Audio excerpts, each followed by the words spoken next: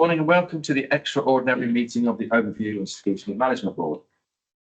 My name is Councillor Philip Roberts. I am the Chairman of the Board. Councillor Kane Parkinson, Vice Chairman of the Board, is also in attendance. I remind you that the audio-visual feed of this formal meeting is being recorded and will subsequently be made available via the Council's website, and all your comments will remain accessible online. Welcome to the following Executive Councillors and Executive Support Councillors who are attending our meeting today. Councillor Sean Matthews, Leader of the Council. Councillor Rob Gibson, Deputy Leader of the Council. Councillor Tom Catton, Executive Councillor for Resources. Councillor Richard Litchfield, Executive Support Councillor for Resources. And Councillor Paul Wimhurst, Executive Support Councillor for Highways and Transport. Welcome to the following members of the corporate leadership team who are present today. Debbie Barnes, OBE, Chief Executive, Andy Gutherson, Executive Director, Blake. Safety, there was no fire drill plan this morning. In the event of fire alarm sounding, we need to leave the committee room and exit the building via the rear doors, congregation and car park at the rear of the building, where we will wait further instructions. Devices. I remind everyone to ensure their mobiles, laptops, iPads are on silent for the duration of this meeting. The hearing loop is now activated. We will now move on to the formal agenda of this meeting. Andrew, do we have any apologies for replacement members? Yes, Chairman, we have apologies from Councillor Jimmy Brooks, who's replaced today by Councillor Mike Beecham, Councillor Brenda Collier, who's replaced by Councillor Nick Hastings, Councillor Sam French, replaced by Councillor Chris Reeve, Councillor Lindsay Corey, replaced by Councillor Sue Woolley, and we also have apologies from Dr. Leo van der Zee, Parent Governor Representative. As Councillors Richard Davies and Martin Hill are attending today as spokespersons for the call-in, they're being replaced as follows. Councillor Richard Davies is being replaced by Councillor Stephen Rowe, and Councillor Martin Hill, OBE, is being replaced by Councillor Rob Kendrick. Thank you.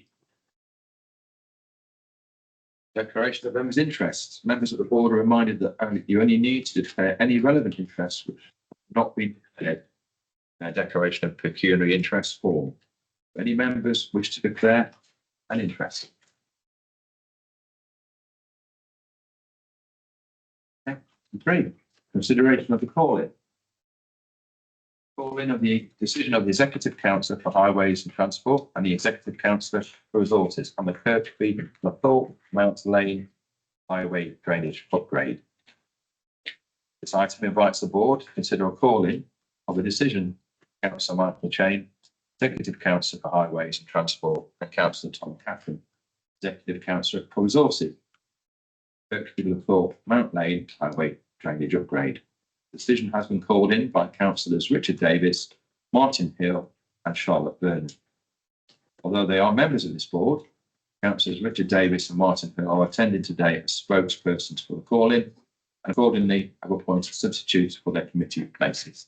The call-in procedure has been included in the agenda pack, Appendix C, the report, and we will follow this procedure today.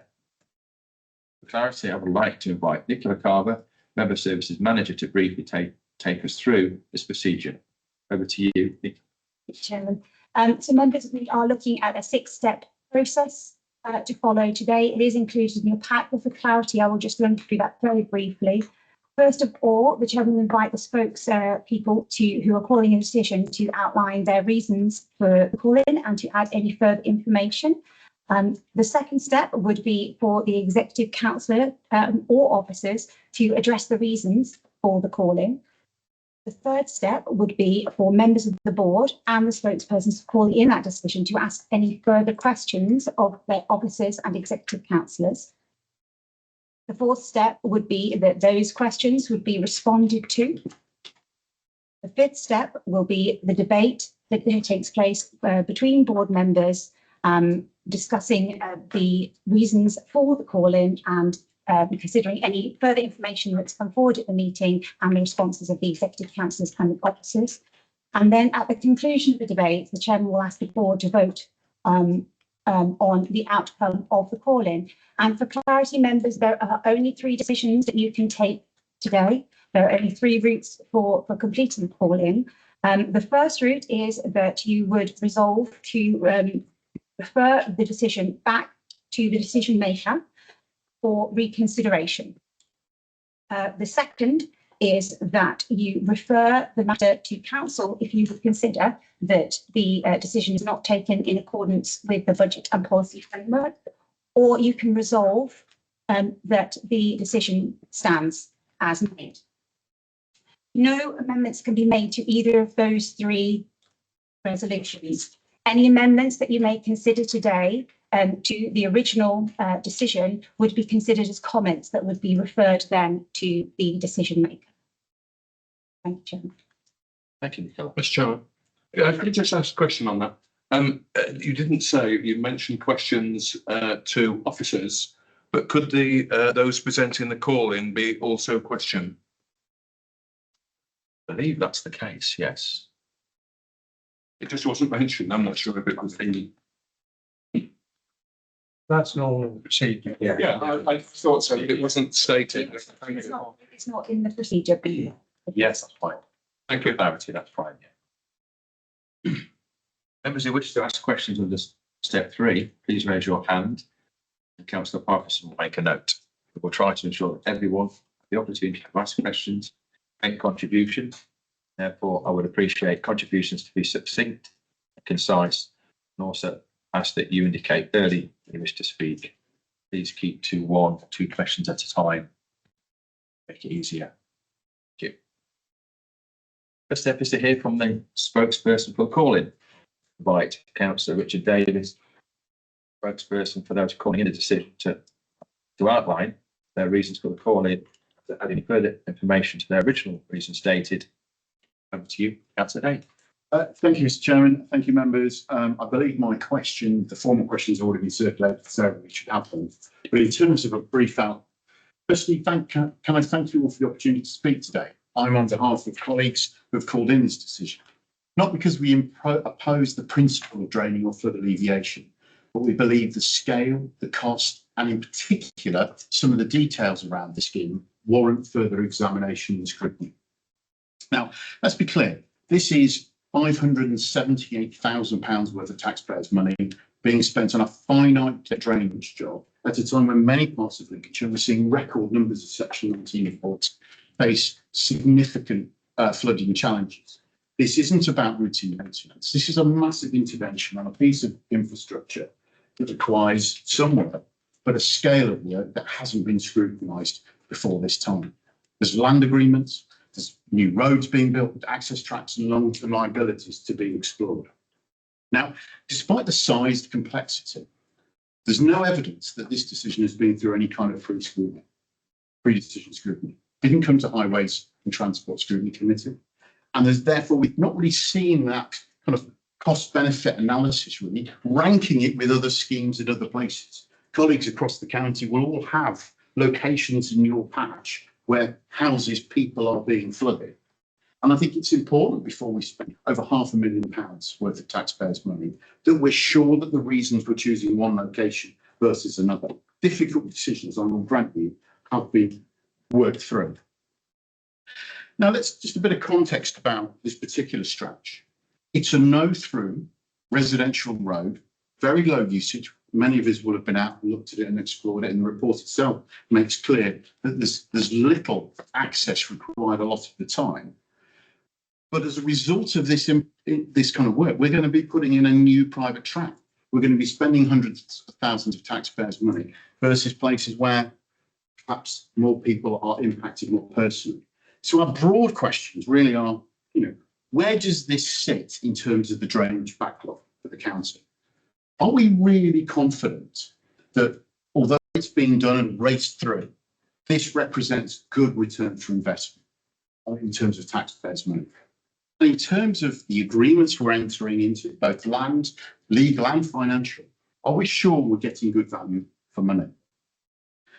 There are a couple of concerns that come out of some of the paperwork. This talk of the road not being closed, farmers needing access all the time, farmers not needing access all the time, temporary roads being built, not. Well, colleagues will know across the county, almost nowhere do we guarantee to keep a stretch of road open 24/7 when there are works going on. In my own town at the moment, there are some much needed works going on the 607. To cause some consternation, stretches of that road have been closed. People have been significantly disadvantaged to enable important works to go on. What makes this different would be my question. And I think really it boils down to, is this, and we're not against this scheme in principle, we're not against flooding, but it's about open transparency and accountability. Is this the right scheme in the right place at the right time? And the lack of oversight worries us because we are setting a dangerous precedent. That's why we brought it to you. You'll have had all of my questions, more detailed, specific questions circulated already. Thank you for your time, and I look forward to the debate. Thank you, Mr. Chairman. I would like to move to step 2 of the procedure and invite one of the decision makers, Councillor Tom Catton, Executive Councillor for Resources, to respond to the reasons for the calling. We also have Councillor Paul Wimhurst, Executive Support Councillor for Highways and Transport, attending today on behalf of Executive Councillor Michael Ching. Over to you, Councillor Catton. Thank you, Chairman. It's the first time I've been in front of the committee and calling, and welcomed the questions to this call in. From Michael Chain, the executive for Highways, myself. When we first received this information about decision making, our first reaction was to gather more information.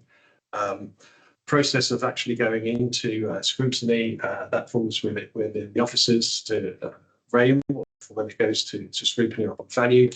We were just given the decision to make, but before we made that decision, we had emails, telephone conversations, we had meetings to do our due diligence behind this scheme, and which covered all, to me, relevant elements which are coming up in these questions to make that decision.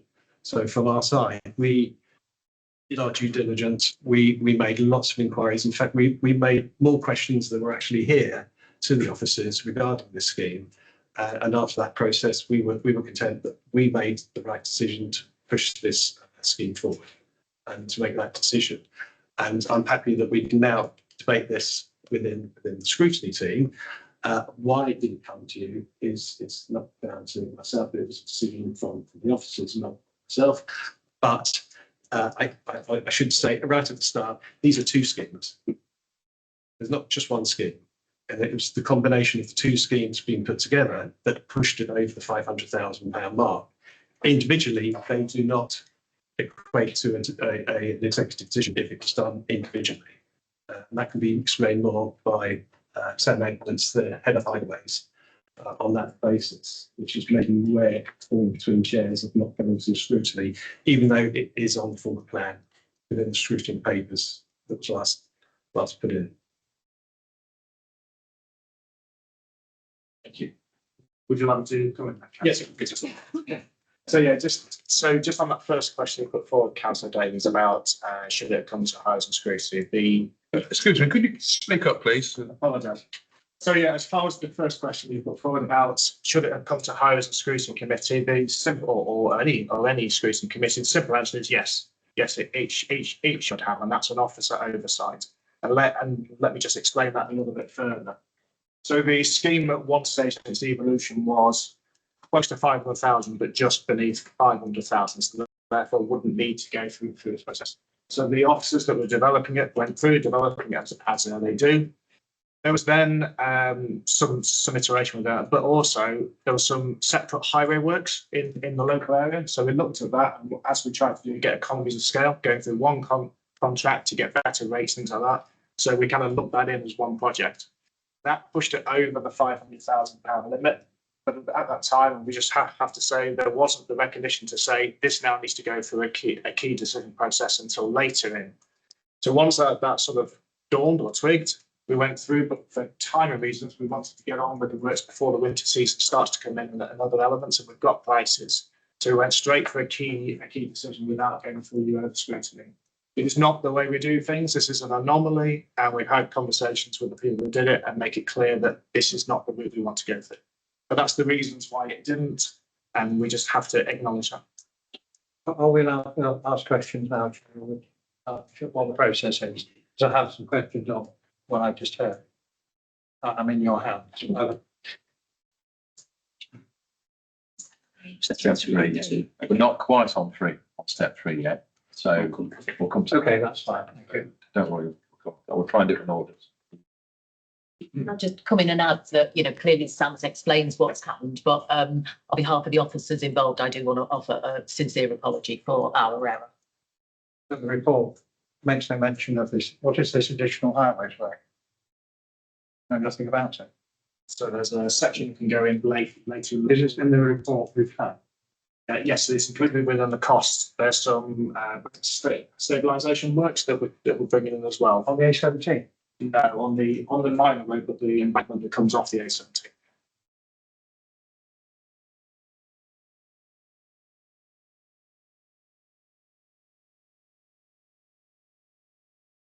Anything else the executive council would like to say before we move to step three? Thanks for step three. Now move to step 3 and 4. I'd like to invite members of the board, Councillor Davis, spokesman, to ask any questions of the councillor, Catherine, or officers. I'll then invite Catherine or officers to respond. Point of order. I mean, also, we did submit the questions. Yes. It would be really nice if we have the answer, otherwise we're going to just repeat the question. So, oh, I see. So we'll get the. Yeah. Thank you. Section.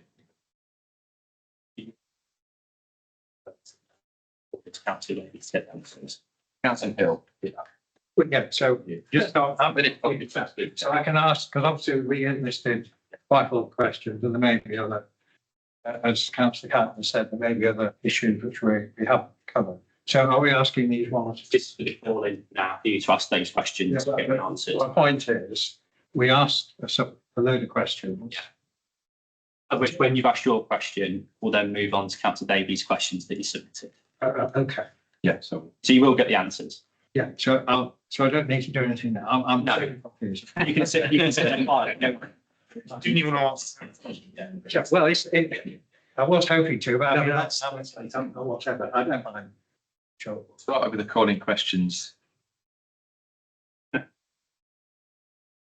Speak. None of us have done this for. No, Right, we'll move on to the Councillor Catherine. Same sheet we've all got, so over to you, Councillor Catherine. Could we add a question as well? Yeah, afterwards. So after the committee get after. So Sorry. I prefer to hear the question Okay, so before I hear the answer. Would you like me to ask the question and then? That would be helpful. Forgive me, I've not seen. It's Wednesday. We're included in the list. Yes, I have, but I've not actually seen. My question is, But I think we also received 24 it questions. would be good for the purposes of the record to actually answer So them. just to clarify, then- we'll go through yeah. one by one and Councillor Catton will Thank answer you, these thank you. questions. So I just said, as well as the 9 questions put forward in the call-in, there was another 24 questions yesterday. So my answers may be brief and hopefully expanded on by Sam for those other, or some of these questions as well, because there's 3 questions. Hence why I said, if I So who were they from? Oh, this is the 24. We're the 24. Yes, so, Which has obviously been eating lots of week. yeah, they must have a. So the But only just closed. regarding the questions, Chairman, the total scheme cost of £578,500 represented a significant allocation from the Highways Asset Protection Drainage budget. We are concerned about question 1, the proportionality of this investment for a no-through road residential road. These are the originals. Yeah, this. And my response to that, in short, is although this is a no-through road, it is a relatively busy road due to the large farm, which is approximately 1,800 acres, and the Anglian water facility, which is classed as a critical infrastructure.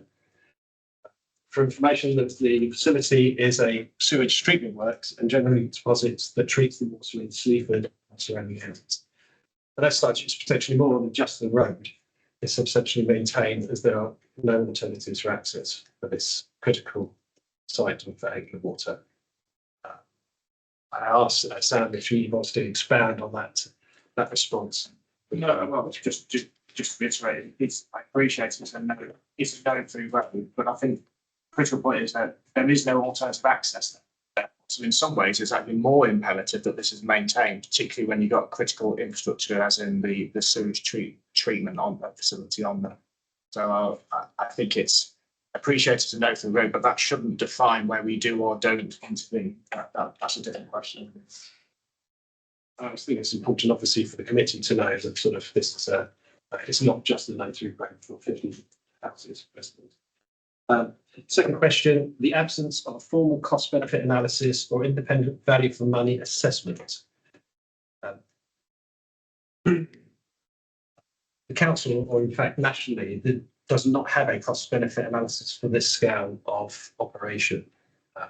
Sam, if you'd like to expand more on that. So yeah, so drainage intervention of this sort of scale is actually in quite its infancy. It's not national. You know, we have if we take an equivalent of road maintenance and so forth, that's very well matured. We know all the assets, we know everything that's going on. Drainage assets is in far more infancy.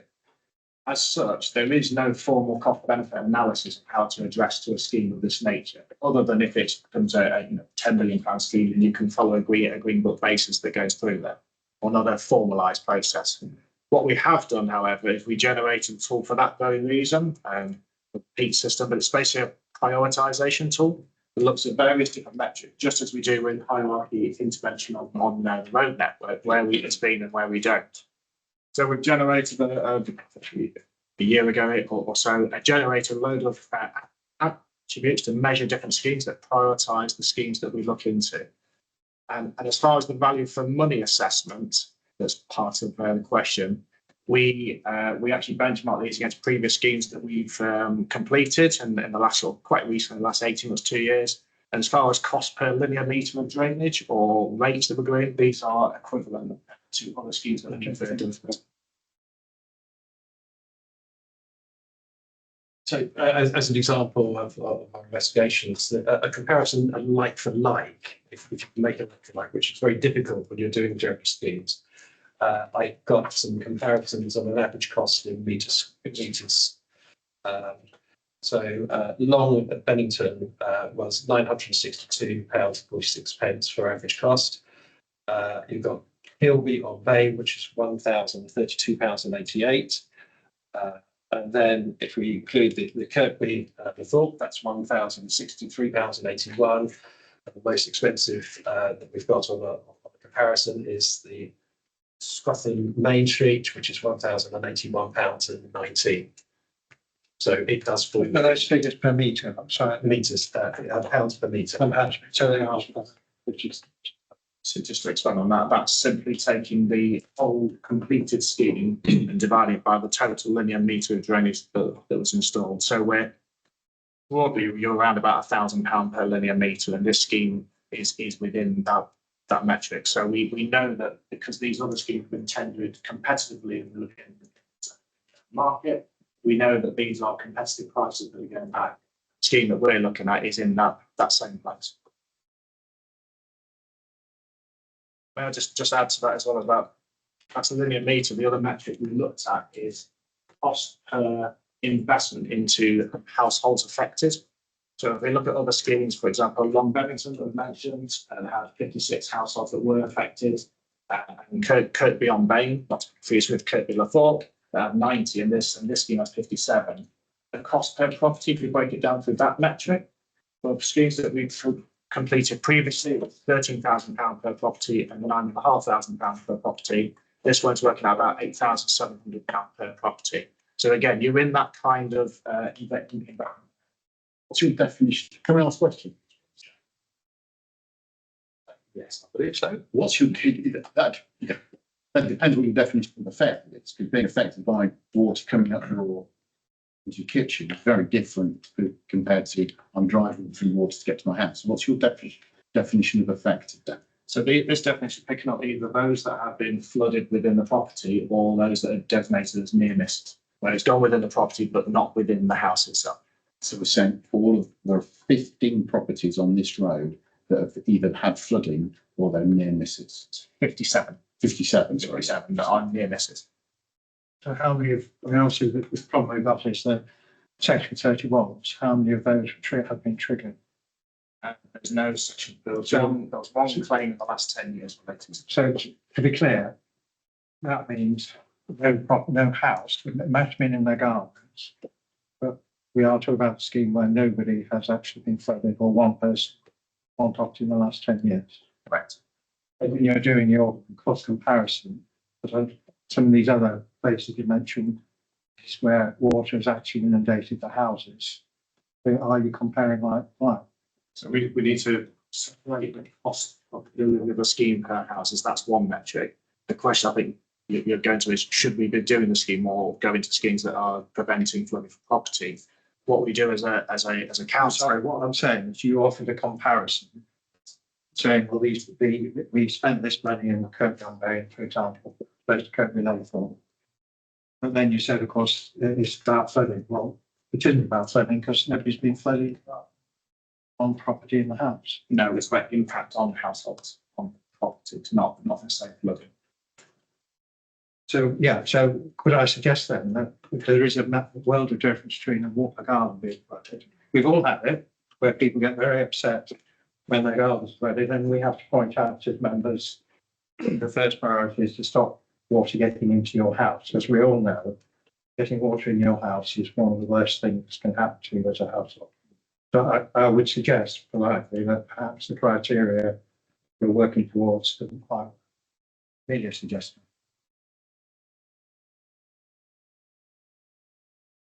Next question, Chairman.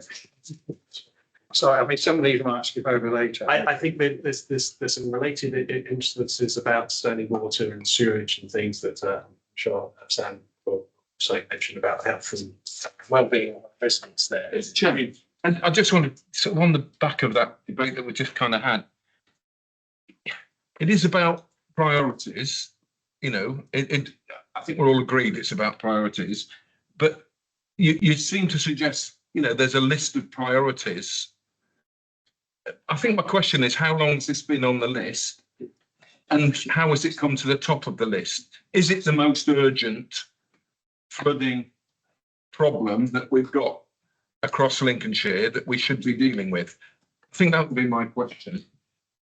Thank you, Councillor Bills. Could we, as I say, Sorry. could we get through the questions and then Because we'll come to your committee We'll come to- after, so we'll come to your question. there's quite a few I questions. So, thanks. That's all right, thank you. Very good question, and we will answer that afterwards. Okay. The investigations we've done on that and property listing. Long-term financial liabilities associated with leaving the temporary farm track in place was the question. The track, once constructed, is the responsibility of the Thorpe and has to be estate. It should be noted that the landowner, by accepting the track on completion of the works, has reduced the scheme's costs by not having it removed and restore the effect area to its original condition. The answer to that question.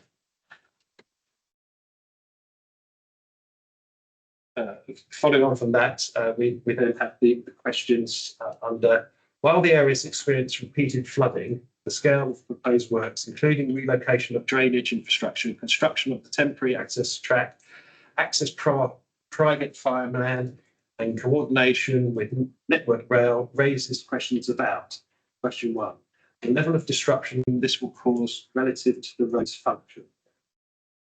Answer to that question, the scheme has come from the residents who have endured the flooding since 2017. 54 houses, we have, the highways have had 54 confirmed inquiries that have been sent in by residents to the local network teams, and 5 jobs raised for tankers to visit the location to drain away flood water since that time. Second question on that question. Let's give that. Whether more modest or phased intervention could address the issues more proportionately. The answer is no. And to explain that in more detail, I think Sam will go through the 5 phases and also why this had to be done as one overall, because doing it in part would not resolve the problem of this flooding in this area.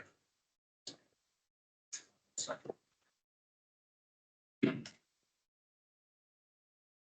I want to tie in the latest question in there about them as well.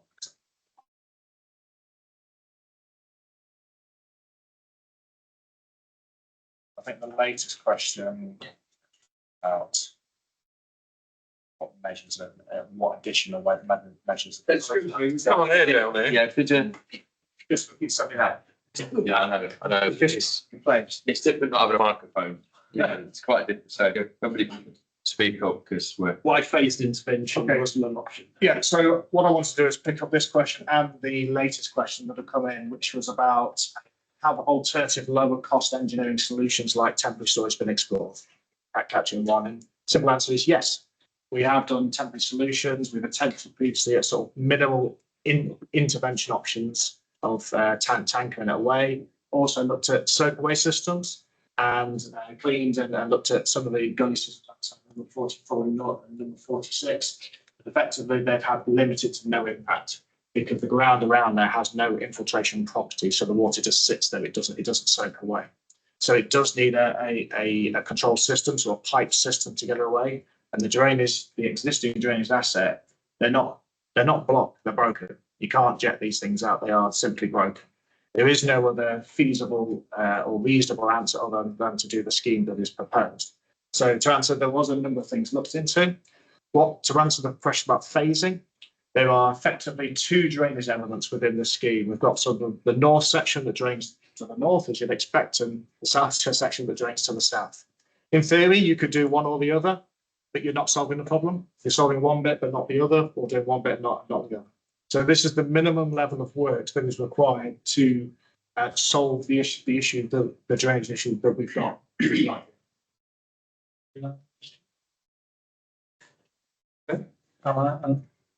Still not clear. So what you're saying is the gardens, when they flood, the water doesn't drain away. Is that what you're saying? That's correct. So the water just sits there. It also actually is draining into the foul. There's a foul water system that runs down the road there as well. And Anglian Water are suggesting they think there's in flood condition, there's 5 litres per second flowing into the foul system from the surface, which is actually starting to cause issues, plagiaries, Understood. So, Next question. This is impact on residents and services. The scheme will significantly affect access to residential properties and 2 key sites: a large farm business with year-round operations and supply links to the national food processor, the Anglian Water wastewater treatment facility serving Sleaford and surrounding areas. And the question: the disruption and mitigation measures (brackets, e.g. temporary track, restricted road widths, close brackets) have not been significantly stress tested or communicated? Simple answer is yes, they have. The details, I'm passing it over to Sam again, of the work that they've done regarding that communication and stress test. Okay, so I think there's the two parts I picked out of this question. One is around what the traffic management arrangements are, therefore the temporary disruption. The other one about communication. So I picked up the traffic management. The proposal, I'm going to read some of this because I've had to get it myself, but we're putting in a 20-mile-an-hour temporary traffic regulator in order to reduce the speed, to make working widths better so the guys can work at the same time as traffic is flowing. It also gives the ability of pedestrians to move back and forth. We're planning to put in no loading and no waiting TOs to stop people from parking in there as well. We'll have give and take traffic management so that to allow cars, because at times it is less busy and we don't want to put up overly robust systems to let it through. We also want to put temporary traffic signals, but Network Rail did not allow this due to the crossing, hence why we've got the give and take so we can control the queue so it doesn't queue over the level crossing. We're also limiting the area of works to 50-metre sections. Also, the job is much longer, but we don't want to. Normally, you can do up to 300 metres long, but that will cause lots of issues back and forth. So we're limited to 50-metre rolling sections as we go through. As far as communication, I have to say there has been extensive communication with residents and businesses, including 3 site visits with the Askerby estate. and that was towards the back end of last year. There was hand-delivered letters to every property along Mount Lane earlier this year, hand-delivered property letters to Anglian Water and the farm. There was then a second confirmation letter drafted ready for delivery. So we have a letter that now goes into much greater detail that's pending this decision going forward. That gives much greater detail to the residents, which is normal practice. There was site meetings with Councillor Key, the former member, on the 1st of October to discuss the project. There's been email correspondence and 2 site visits with the parish council. Consultation with Network Rail at the end of last year. Councillor Key also provided information and met with Thorpe and Asgarby.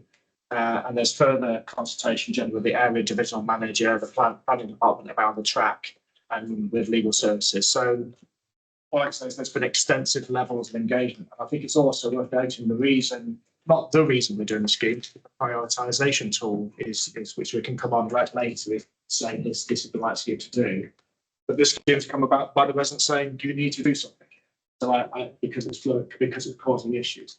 So generally the feedback we've had from the public is when are you doing it, not should you be doing it. That's the feedback that we've got.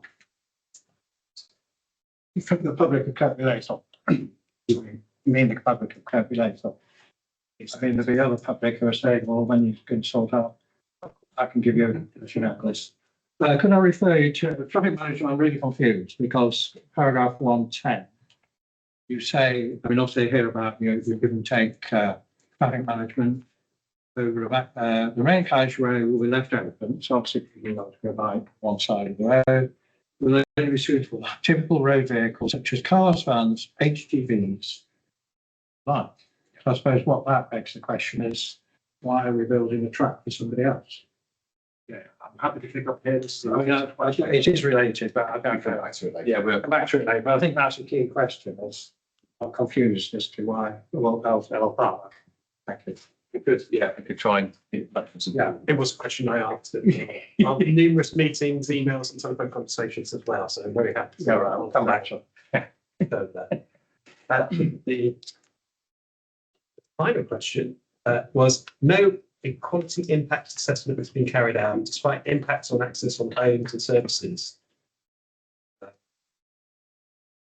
And works do not require equality impact statements in these situations.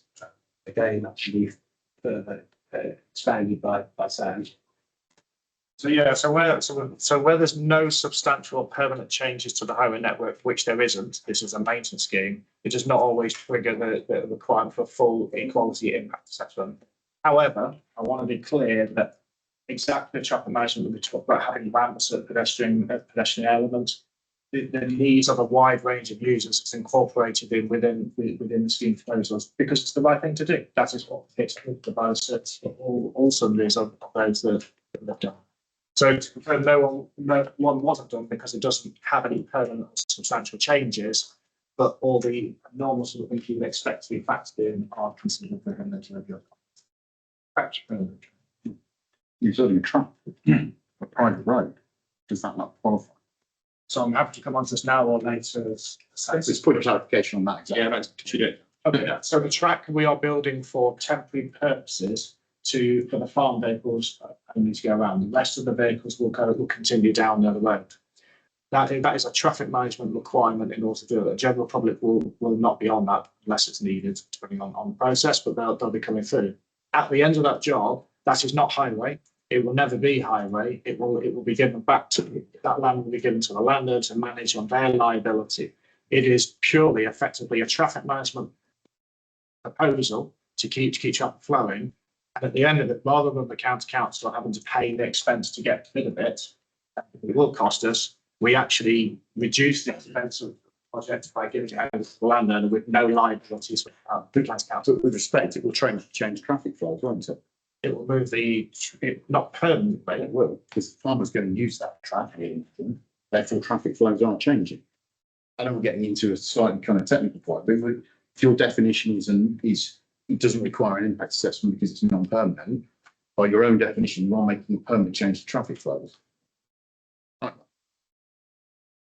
Because the track will be used. So instead of all of those farm vehicles currently going up and down the road. A proportion of them, depending on which part of the report you read, it's either Brands Hatch on a Monday morning or there's nobody there. A lot of those vehicles aren't going to use the track, aren't they? So they have I guess they have a choice to use it because it's their track, but not a necessity, and they still have the same highway rights to pass and repass on that road. Yeah. So we are maintaining exactly the same ability for those farm vehicles to go down. They may choose, and quite frankly, we hope they choose to use that, but they may not choose to use that and may farm it. They may dig it up tomorrow and farm it something else of their own right, continue to use the highway. That ends the answers for that first set of questions. Section 20. Okay. If we can try and get through the questions, and then we'll then get you everybody a chance to ask. Just will we be getting written responses to the question? Or could we? This meeting's made today, so. We're having, Question, we submitted written questions. Normal procedure would be you get written answers. The officers are all. So over to you, Tom. The first council mate. Or me. I give you a rest. I like Councillor Davis for the follow-up questions. It would have been nice to have it Pick on on 24 hours in Councillor. advance. Sorry, Councillor. Yeah. I apologise for that. So again, thank you very much, Councillor Davis. It would have been nice to have these questions a little bit more than 24 hours notice. But we will do our best to. Just a point of order question. In terms of me asking you questions, how much notice do you need? If 24 hours isn't long enough. Well, how long would you like? It depends on the question, really, because some of the questions may need further research and investigation, especially if it's to do with, let's say, budget numbers, financial numbers, which would be confirming. So unfortunately, I'm not an encyclopedia. So when we talk about budget numbers, the exact With number, all due respect, all you've got to do is get onto finance and make a drawdown. For example, this drainage pot, which I've never heard of before, but obviously exists. Would you prefer 7 days? Was it just 7 days? We could do it. Moving forward, It depends we're on going to have the- lots of questions to ask you. it depends on the question, though. I mean, I like to answer them exactly.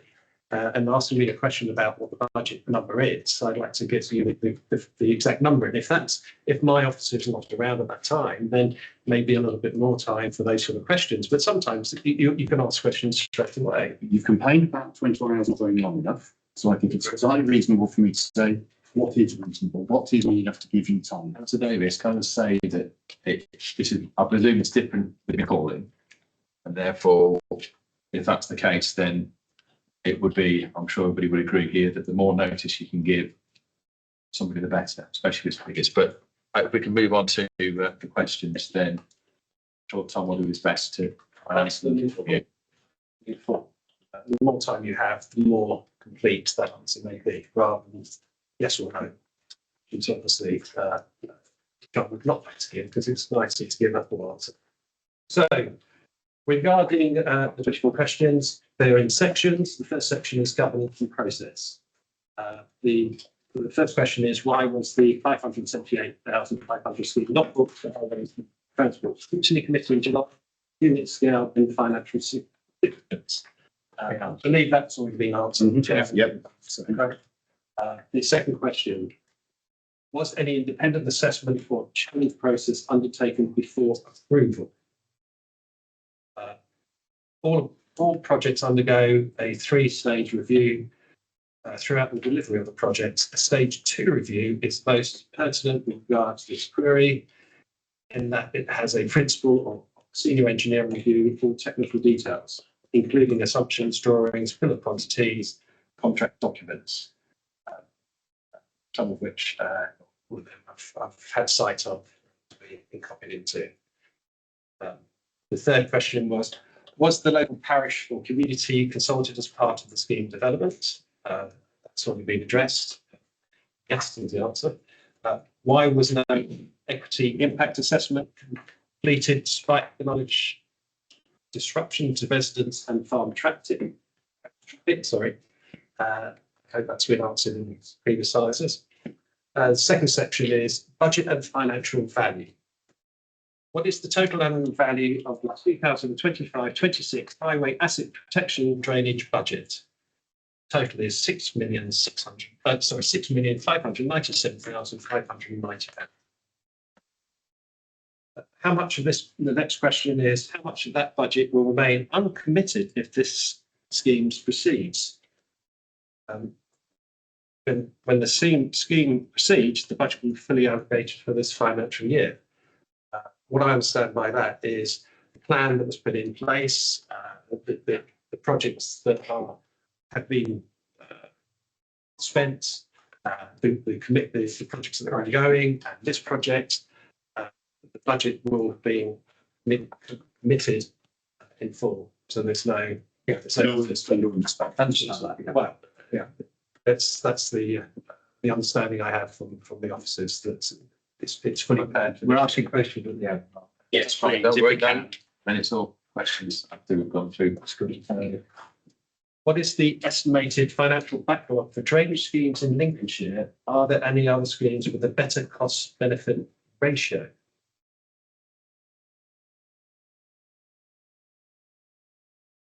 Better for you to answer that. It's unknown to me. That sort of question. So this kind of ties back into what I said earlier about there is no sort of recognised process, and actually our understanding of our assets in drainage is lesser than things that are more mature like high and value assets. So something that's been known for a long time and is national thing is that drainage assets as it is far less known. We know less about our drainage. We know exactly where all the gullies are. We know where the pipes will come out of it. As far as carrier drains that sometimes go into private ownership, like pairing ownership, that is less known. It is a historical problem across the country. What I can say as an authority, we're one of the leading authorities about actually now capturing that data. It's a slow process in order to capture all of the carrier drains that count. Because of that, we can't sit here, and, unlike we can do with road condition, and say this is the backlog X. So without the data, we can't say what it is. So unfortunately, we can't say what that backlog is. But that, in a way, actually means it's more important for us to have a priority tool that when we know these things are coming in and they're knowing all over, without having the data to say this is good, this is bad, this is indifferent, we can actually say, well, of the ones that we know about, this is the most important on the tool that's been adopted. And I think I've broadly answered the question. That's Tom.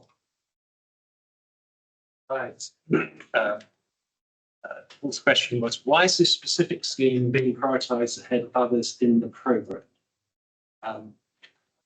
Partly been answered before. However, I just like to point that there is a priority. It's called HID scheme, which Sam can explain more because there's all the criteria for that.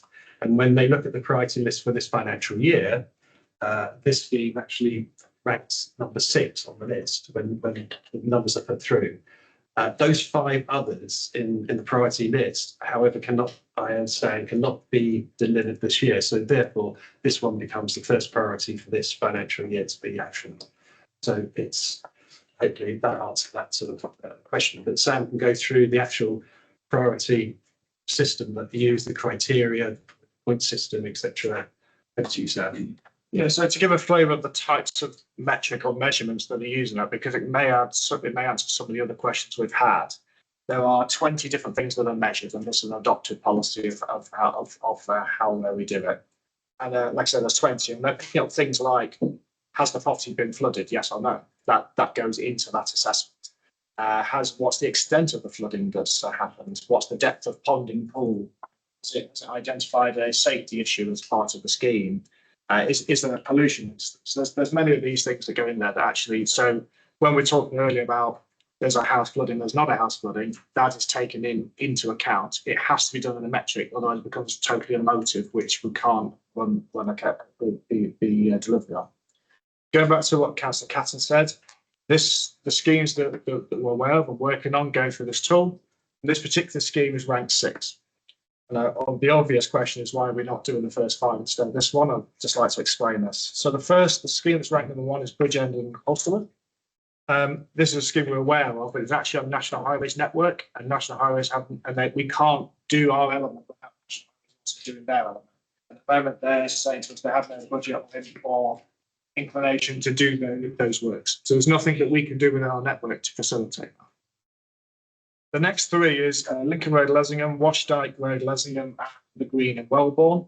These are all schemes that they are developing, but they're not developing as a highways drainage and asset intervention. These are actually being worked on through the floods and water management team because they are multi-agency in interest in that, from the Environment Agency to the Internal Drainage Board and DEFRA, and that can bring in funding. So if we were to go and try and deliver that scheme by ourselves, we would have to pay for it. The route they're going down can bring in third-party funding from elsewhere because they need multi-agency workers, all the parties to work towards together. Otherwise, it's not going to solve the problem. The fifth is Temple Road, Aylesbury, which is a very similar scenario. That's just starting. We're doing some feasibility work at the moment, but there was a further flooding in January 25, and that has resulted in a similar scenario where multi sort of flooding users or organisations are coming together to say, what's the solution here? Because it won't be through pure highway drainage assets. So then when you look down the list, the first one that is actually something that is solely responsible of the authority of the highway and is a scheme that can be delivered by itself without multi-agency is this scheme.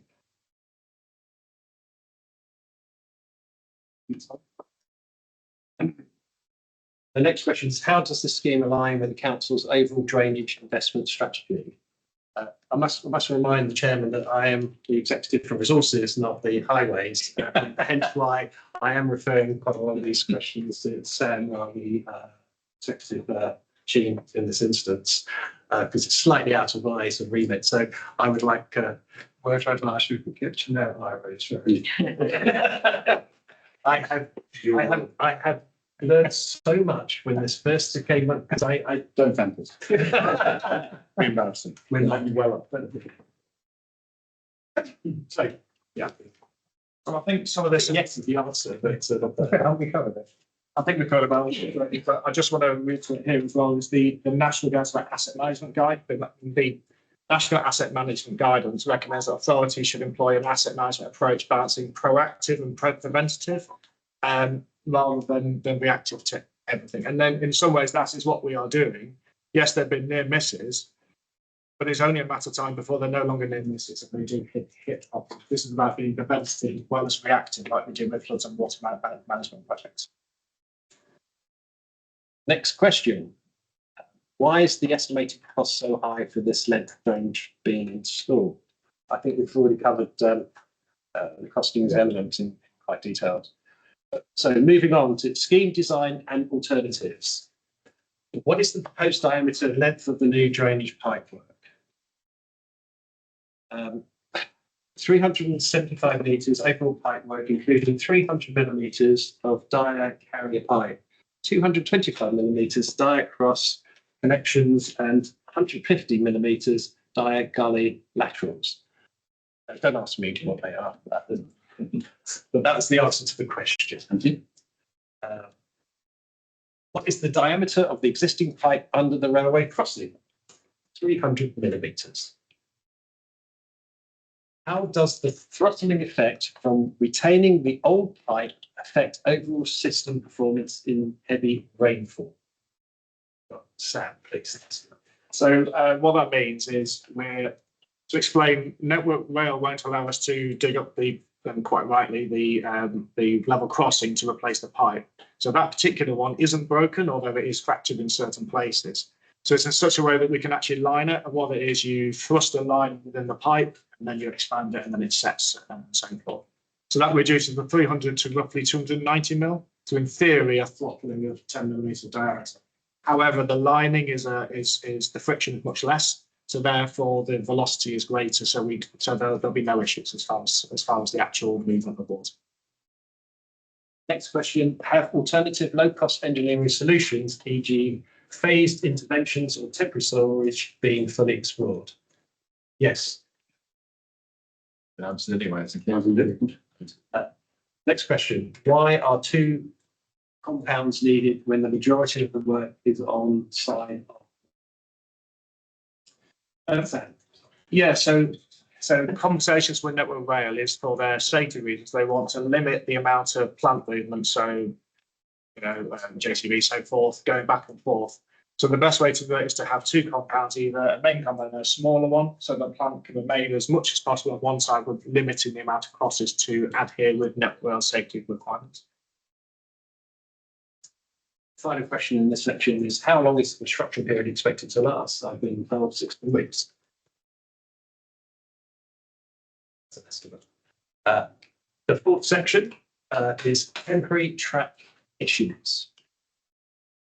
What will the temporary farm track consist of, and what is its estimated cost? I understand the track is going to be consistent of recycled hardcore and the cost of £67,000. Second question is, are there any third-party contributions to the scheme, for example, from the farm business requesting the track? Yeah, so to be clear, there is no financial contributions, no money has moved from the estates to Lincolnshire. However, I think it's worth pointing out that the track that we need to build for traffic management purposes, not any benefits to any party. The material that we're delivering, that we're excavating to allow the track to be constructed, as in the topsoil, we would normally have to dispose of that. The landowner said they will take that and deal with it. So there is a cost saving as far as delivering the scheme. The next is that at the end of the job, we would have to dig this track up and put the land back to the way it was. They're allowing it to be stayed, I'm sure for their own benefit, but actually it's benefiting the taxpayer, because we'd have had to pay to dig up that material, get rid of it, and then put the topsoil back in place that continues to farm. And finally, it's worth just identifying that the compound area, in normal scenarios, we don't get involved as the county council, but the contractor will liaise with the landowner, and there'll be a financial settlement. They have agreed to give away an area of land for them to have the compound at no cost. So there's no financial contribution to them. However, if they acted differently, there could have been much greater costs on LCC. No future costs, no future liability costs on that. Third question is in this section: who is paying for the legal fees associated with the land agreements and ongoing liability? Have those legal costs been included in the total estimate? Yes, it's around £500. 500. Why is the sorry? The legal fees cost £500. Correct. That'll give you about 5 minutes to Sorry? There's very little deal, because they haven't argued with it. They just said, yes, that's fine proposal. It's one letter, one form, and that's it. We'll come back to that. Okay, yeah. Why is the farm access considered unmanageable during the winter months, when agricultural and vehicle movements are typically lower? I understand that it's not lower in this instance with this farm. So the farm estate confirmed early in the consultation that they have large agriculture movements consistent all year round. We've spoken just to check that with local highways officers, and the public, and they've confirmed this too. We can only go on the information that we've got, and we can't restrict the access that we're looking to. In this section, it's scheduled special farm movements be planned separately to reduce disruption and avoid building the track.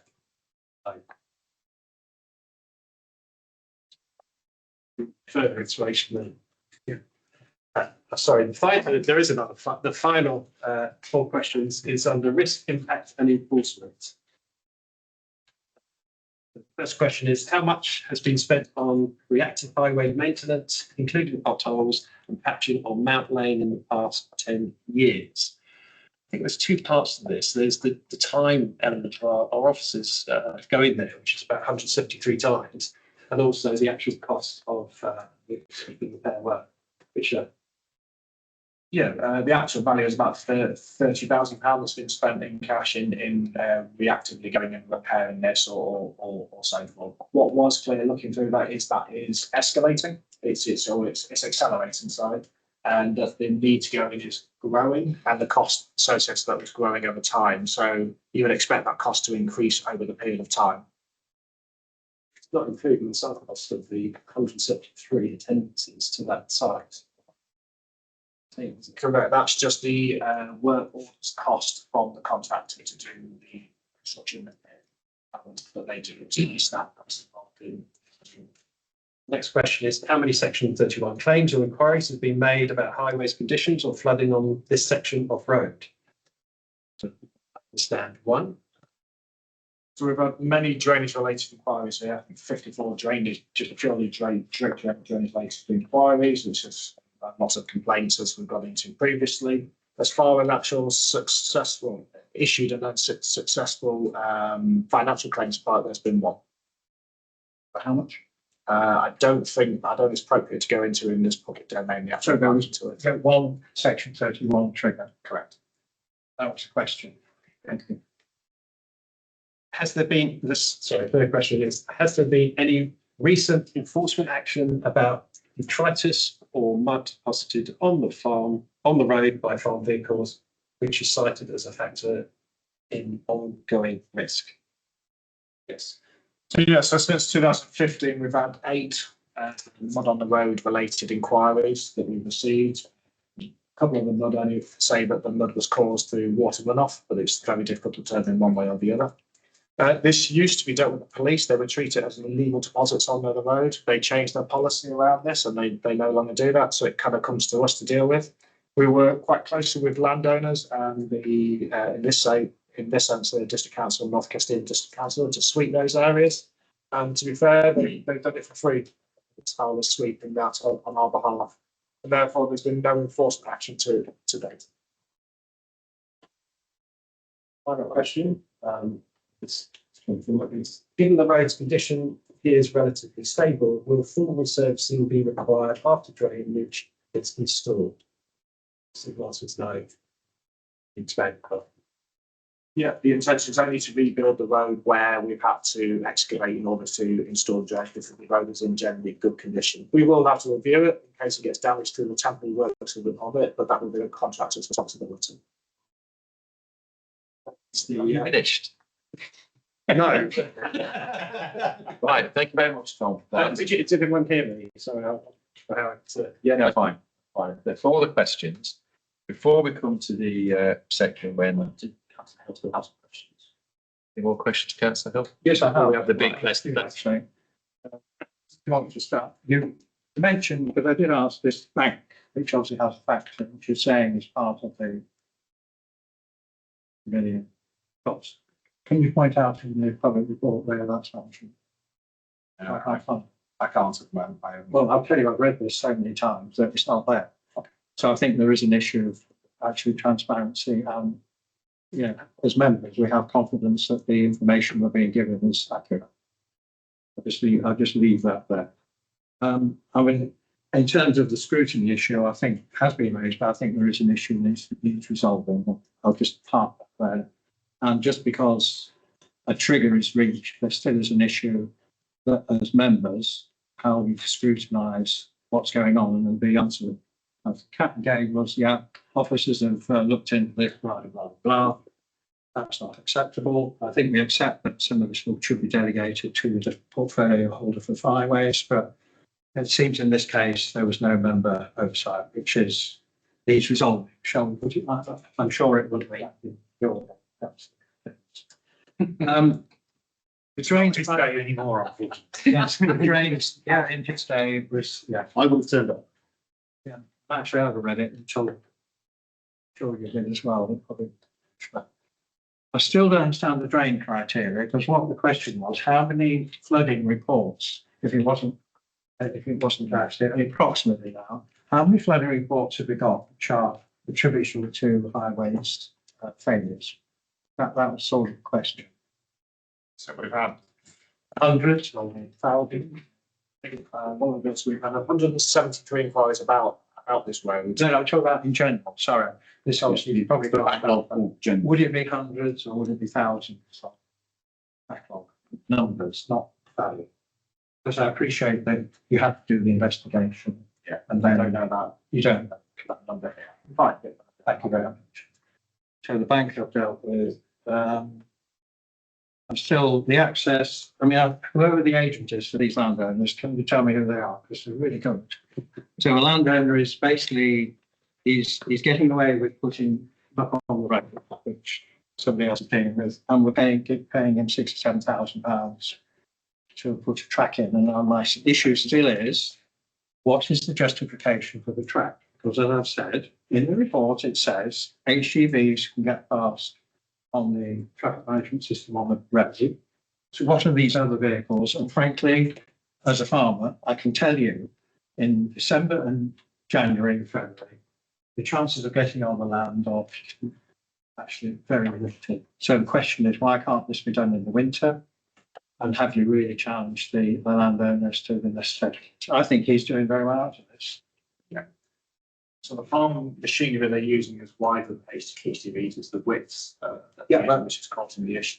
What farm machinery? I don't know. Because what farm machinery is going to be used in when the land is wet? I don't know that. Well, I think you ought to know, because we are talking about £70,000. Yeah, I was, my view is that is an unresolved question. It's up to the committee what they do. Sorry, Councillor Hill, just for clarity, can we just confirm that the farm, I believe it to be a poultry farmer? I'm not a farmer, so I'll bear with me here. Well, there's two farms. There's a farm, there's a poultry unit on one side, and obviously the poultry needs to come in and out. Yeah, for So yeah, HGVs. Yeah. I mean, the report itself says HGVs can get by. So what I'm trying to do is dig down into, what are these? I'm assuming the servicing the poultry unit will be done normally by HGVs, or could be done by an arrangement when stuff has. I think what Sam is saying is the farm is saying we have wide equipment like big sprayers, Right. combine harvesters, or Possibly, yeah. and the question then, if it's high summer, like at the moment, you can drive on the land where with anything. If it's winter, you're not on the land anyway. So I think there's a massive question to me whether the track is actually even necessary. To confirm on that, which might sort of build issue, when is it likely to start? Because if it's going to start, obviously, April, May time, then it's more likely to be used. However, if it's going to start next week, then as we come out of the summer, then it may not be used. Have we got any timescales? Still agreeing a start date because we can't get into conversation with the contractor until we award the scheme, and because this has been called in, we can't award the scheme yet. But I would hazard a guess, hopefully toward the end of September, October. But I need to. It could be quite soon. Yeah. Okay. So it could be, for example, it could be done, organised to be done in January, February. But I just really do think this farmer needs standing on. It's 16 weeks. Yeah. So you're inevitably going to come across quite a busy point at some point within that 16 weeks. Yeah. But, we are talking, £70,000, which council taxpayer will be paying. And I just question 1,800 acres. There will be other accesses to the, it's not our job to go and look walking around the fields. But my gut feeling is that I don't think, it's not reasonable to, as Councillor Davis said, to say, well, actually, you're just going to have to work around it. So to me, that's a clear question. So the reason for having the extra road put in, what were the alternatives? Was it just the fact that it would be difficult for the farm to operate completely? So Event? where the drainage asset is, there isn't really any other alternatives. No other access. Need to go where they're doing. We're already giving the maximum amount of movement space for vehicles. So the only way to give more space would be to basically not do the scheme, because you can't get pipes in the ground. You're kind of restricted by width and space. So we've done this a number of times when you work on the road. You find an alternative track for them to use for those purposes when you do the works. Normally, you then have the expense of putting it back to the way that it was before. But in this scenario, we've got a situation where they're allowing us to leave it and therefore reducing the cost. And also, I'm pretty sure that aren't they allowing us to use their land to put some excuse, I don't know the wording, but some of the storage, etc., which they're not charging us for, I guess. That's correct. Okay. Any more questions from Councillor Hill or Councillor Davis? Or Councillor Vernon. Councillor Vernon. I will just add at this point, I feel that Councillor Hill and Councillor Davis have made the points that I wish to make, but sort of the main reasons that I'm supporting this calling are, I think the cost is disproportionate to the number of properties, and And I am also gravely concerned about the track. I think it sets a dangerous precedent for the future, but yeah. Thank you. Thank you. Thank you very much. The only other. Why did you put in about the throttling in the report? And then verbally, you just said there's no problem. I don't know why the team put throttling in the pipe, but I can just confirm that. Yeah, that's why I raised it, but you're saying you're contradicting what's it. There is practically a throttling. It does physically get smaller, but there's no problem because the friction is less. Can we minute the no problem comment? Actually, it would be a shame to spend all this money and find when it's really wet, it's still got the same problem. Don't sell your boots yet.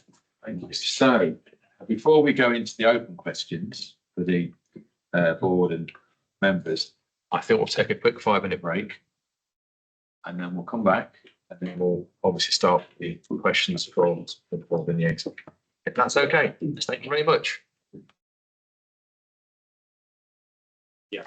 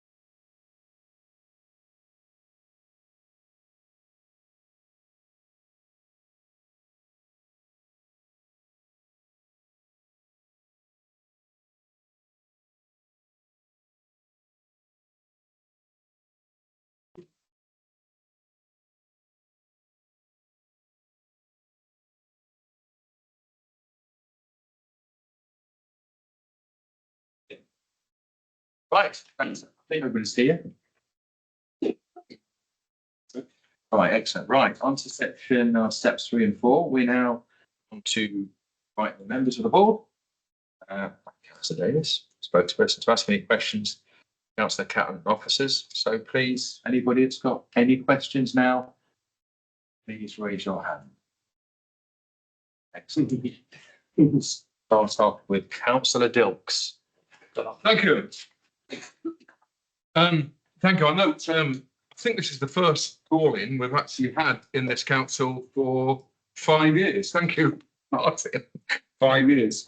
I don't particularly remember that one, but I do remember the previous one, which was 7 years ago, I think. So 2 in 8 years. So, and if I might say, I think it shows the importance of pre-scrutiny in these decisions. However, we've got here, you know, pre-scrutiny it serves an important role in the council, in my view. I'm not surprised it's about flooding, major issue, of course, across the whole of Lincolnshire. I want to be convinced, and I'm not sure I am yet, that this is the most urgent flooding issue that we can resolve, or that we've got the means to resolve across the whole of Lincolnshire. I know we've had a couple of answers on that, but I welcome a bit more. I think my first question really would be, and I've got a couple, but would really be on Mr. Edwards talked about consultation with Network Rail last year on this scheme. So I'd really like to ask, when was the work on this actually started? Who commissioned it? And I'd really like to ask the former member for, executive member for highways, if you were aware of it as a priority, and it's now said to be the top priority, during your time as executive member.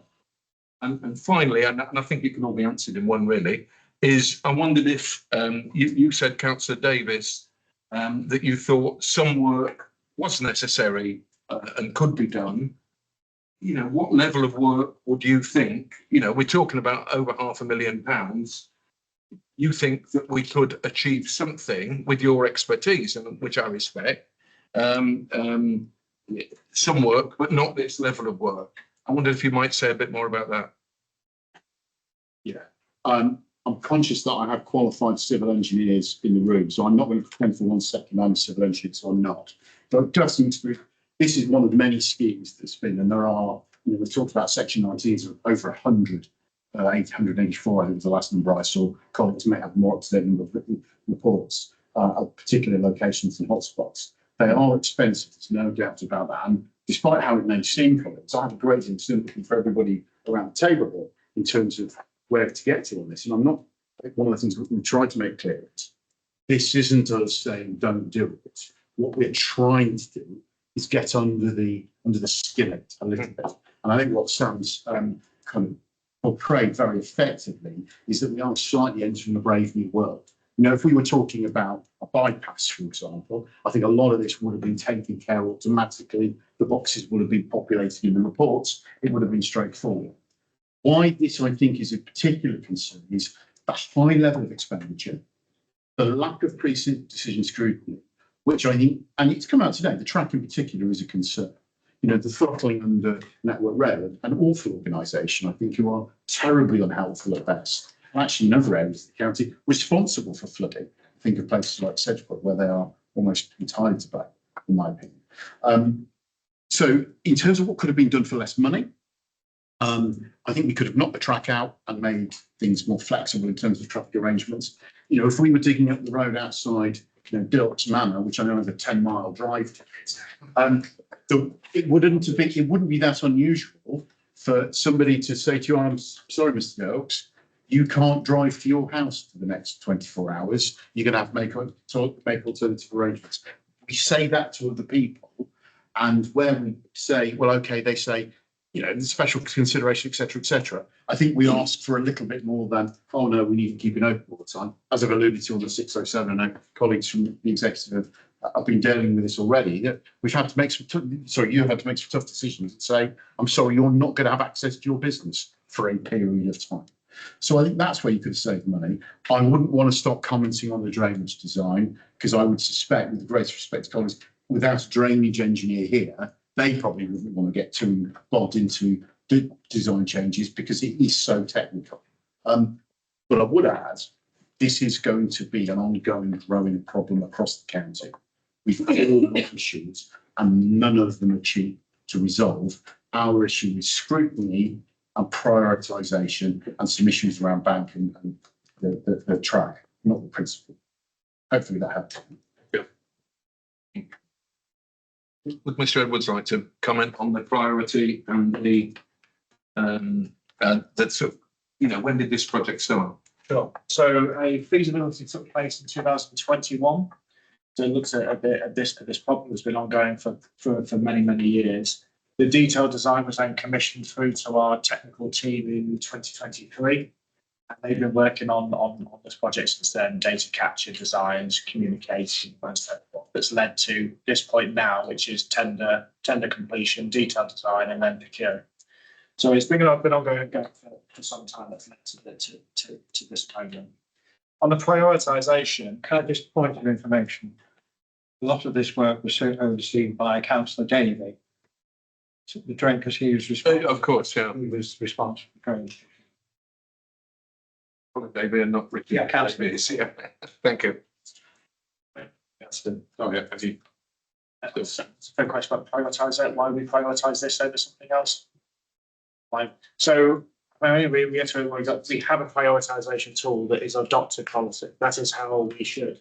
In many ways, if we have a tool, it comes out with information, we don't follow it, then it's almost more damaging that you might as well throw it in the bin. So, you know, it might not always appear like it gives the right answer, in which case we can look at the tool, we can refine it as a council if that's the feeling. But we can't ignore the outcome if that's what it's coming out. Thank you.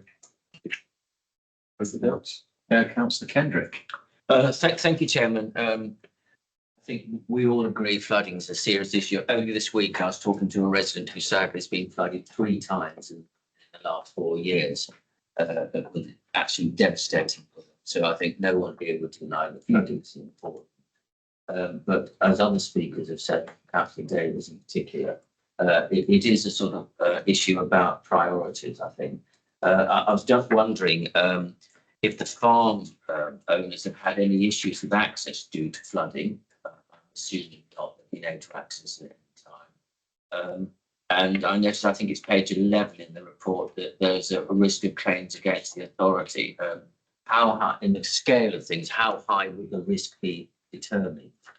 Because I'm not sure that it would be very high on the scale. That's all I've got to say, Chairman. Thank you. We've got the answers from Sam, Tom.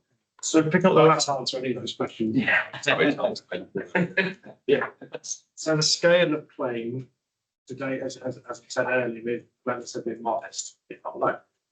But as I also point out, these properties that have been impacted are in a near miss category. They haven't been hit yet. And I emphasise the word yet. This is about preventative work before these issues get worse. And ultimately, they will get worse. No doubt about it. So those near misses, and I mentioned about the 5 litres per second going into this foul water drain, which is therefore having an issue on the capacity for their property from there to flush toilets and getting into hygiene issues. So the scale is relatively low, but once you tip that precipice point where it starts to flood properties, which we are going to close, that will ramp up considerably, like we're seeing across the rest of the county and the country soon as well. I think that's a very, very important point about the surface water getting into the foul system now. We've been health basis, obviously a consideration in the decision that we made. And I think just add as well for me, just quite an important thing is how we manage our assets in general, whether that's property, highways, whatever. You need a balance of preventative as well as reactive maintenance. You know, you as much, you know, if I invite probably some sort of tap on it, but filling potholes, for example, we could spend all our money on filling potholes, but actually your asset management strategy should be based on preventative work, addressing it before it happens, where you balance the investment. And this is exactly what we're talking about. yes, we know that there's problem flooding, and there's a lot of money and effort going through that through the floods and water management team. These schemes are about preventing those things from happening before they start. Councillor Reeve. Not so much a question, I'd like to make a statement on the access road if I can. My son drives 40-ton Arctic lorries, 24 hours a day, loaded with up to 6,000 chickens, similar sort of operation that's been on this area. A couple of years ago, he got too close to the edge of a road, got a tyre over there onto the grass verge, and the whole vehicle rolled over, resulting in the lorry being written off. 6,000 chickens died. Luckily, he was perfectly okay. Now, if that had happened during the daytime, when a lorry is trying to squeeze past workforce, working on a highway, trying to get the drainage done, that could have been quite devastating. I think the access road at £67,000 is a damn good idea, keeping those sort of vehicles away from the workforce as possible. It's not just the width of the vehicles we're talking about, it's the weight as well. And I think that's been significantly overlooked.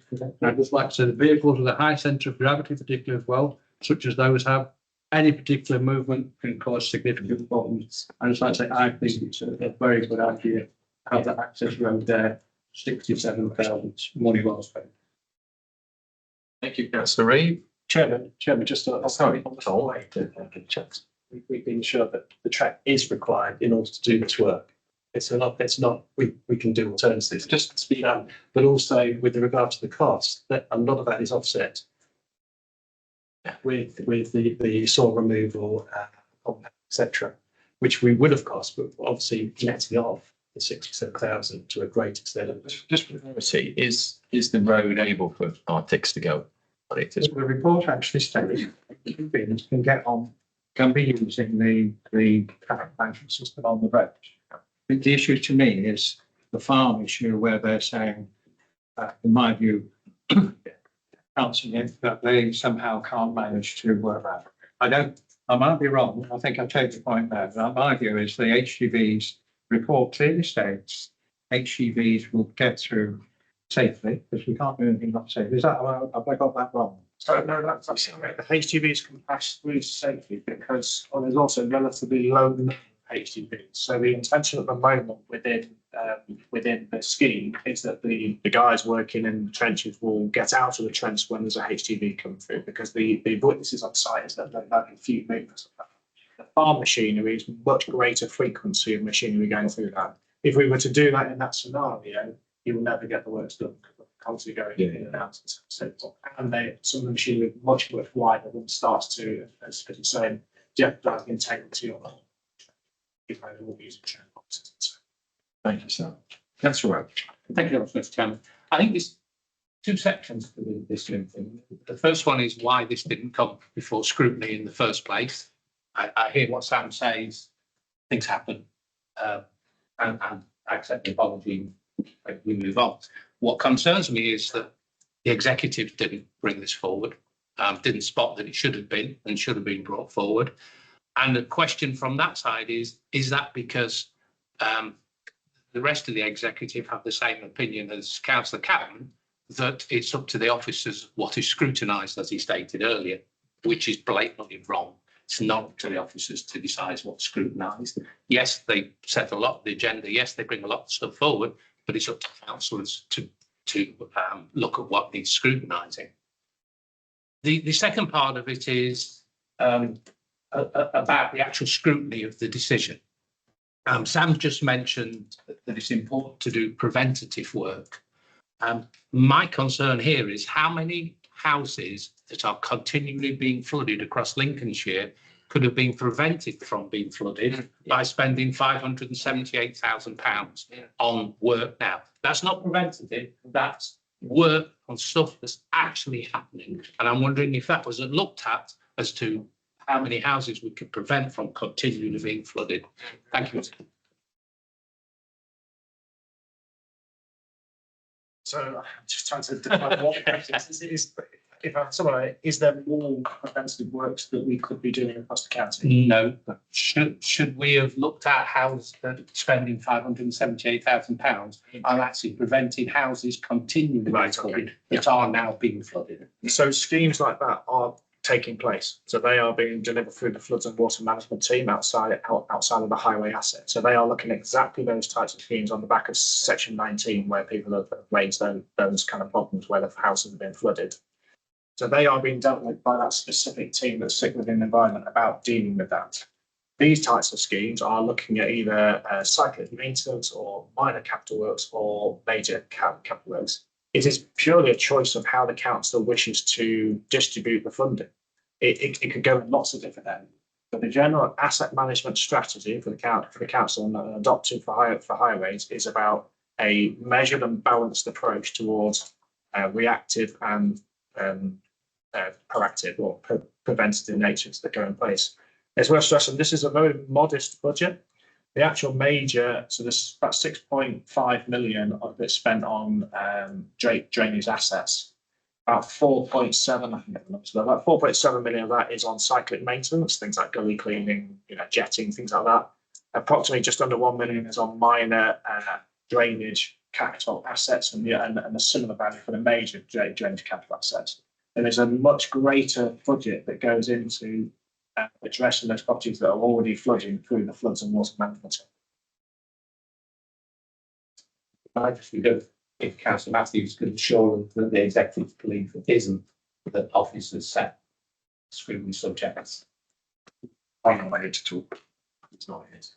But I do want to say, I do take the responsibility from an officer perspective. We should have advised the portfolio holder and should have advised the executive. I think it's our responsibility and our error from an officer perspective. Now, and as I've said, not acceptable, and we'll take that out of the meeting. I think Andy also must speak. Sorry, Andy. It can just help in terms of trying out some more detail to the question that Councillor Rowe has asked, and also reflect to Councillor Davis's question in terms of this is going to be an increasing challenge for us all. The prioritisation list that was referenced earlier, there are currently 80 schemes on that list, and this is, as Sam's explained, is number 6 at this moment in time. So many, Andy, sorry. 80. There are 80 schemes on the overall prioritisation list, and this, as Sam explained earlier, is number 6. Yeah. And explain why this came to the top. There are, and some of those schemes, Councillor O, will be ones that are potentially preventative as well as reactive. So that just gives you an idea of the scale and the challenge that we've all got, which is the point that Councillor Davis did make earlier. Okay. Thanks, Chair.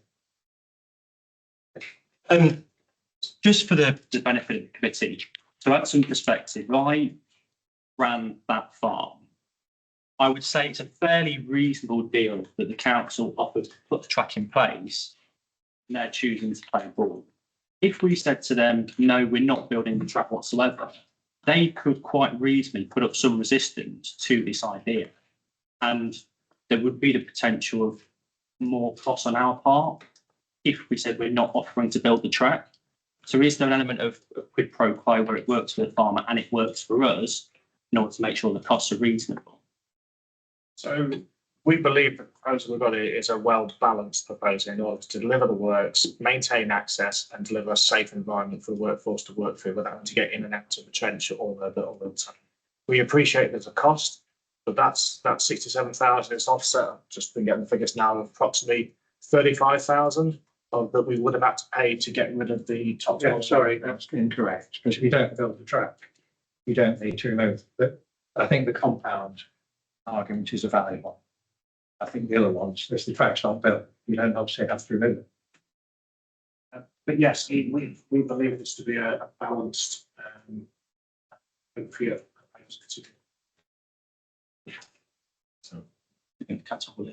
Sorry, Councillor Woolley. Thank you, Chairman. And I got a number of questions, so chop me off and tell you. I'll chop me. But probably to Sam for a start, but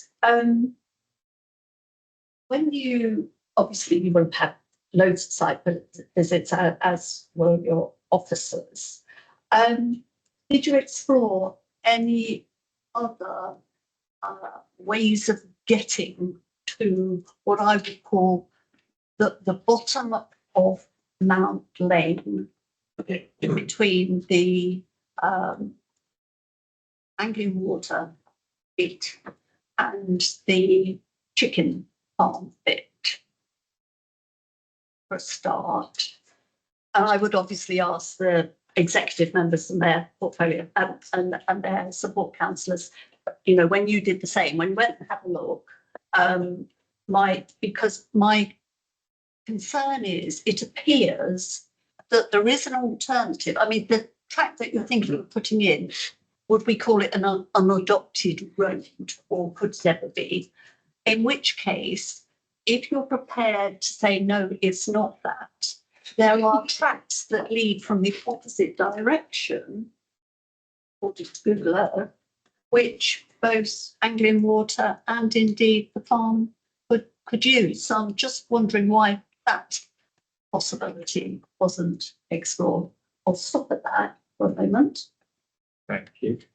So alternatives were looked into as part of the conversation early on. Much of those tracks that have been privately owned, and some of them are not by the parties that we're dealing with here.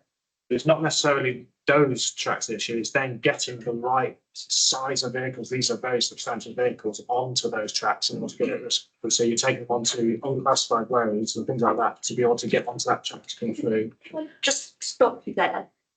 Thing is, if those tracks are in the first place for farm vehicles, then the tracks must be wide enough for the farm vehicles that you mentioned earlier were so big and so wide and had to have this separate track.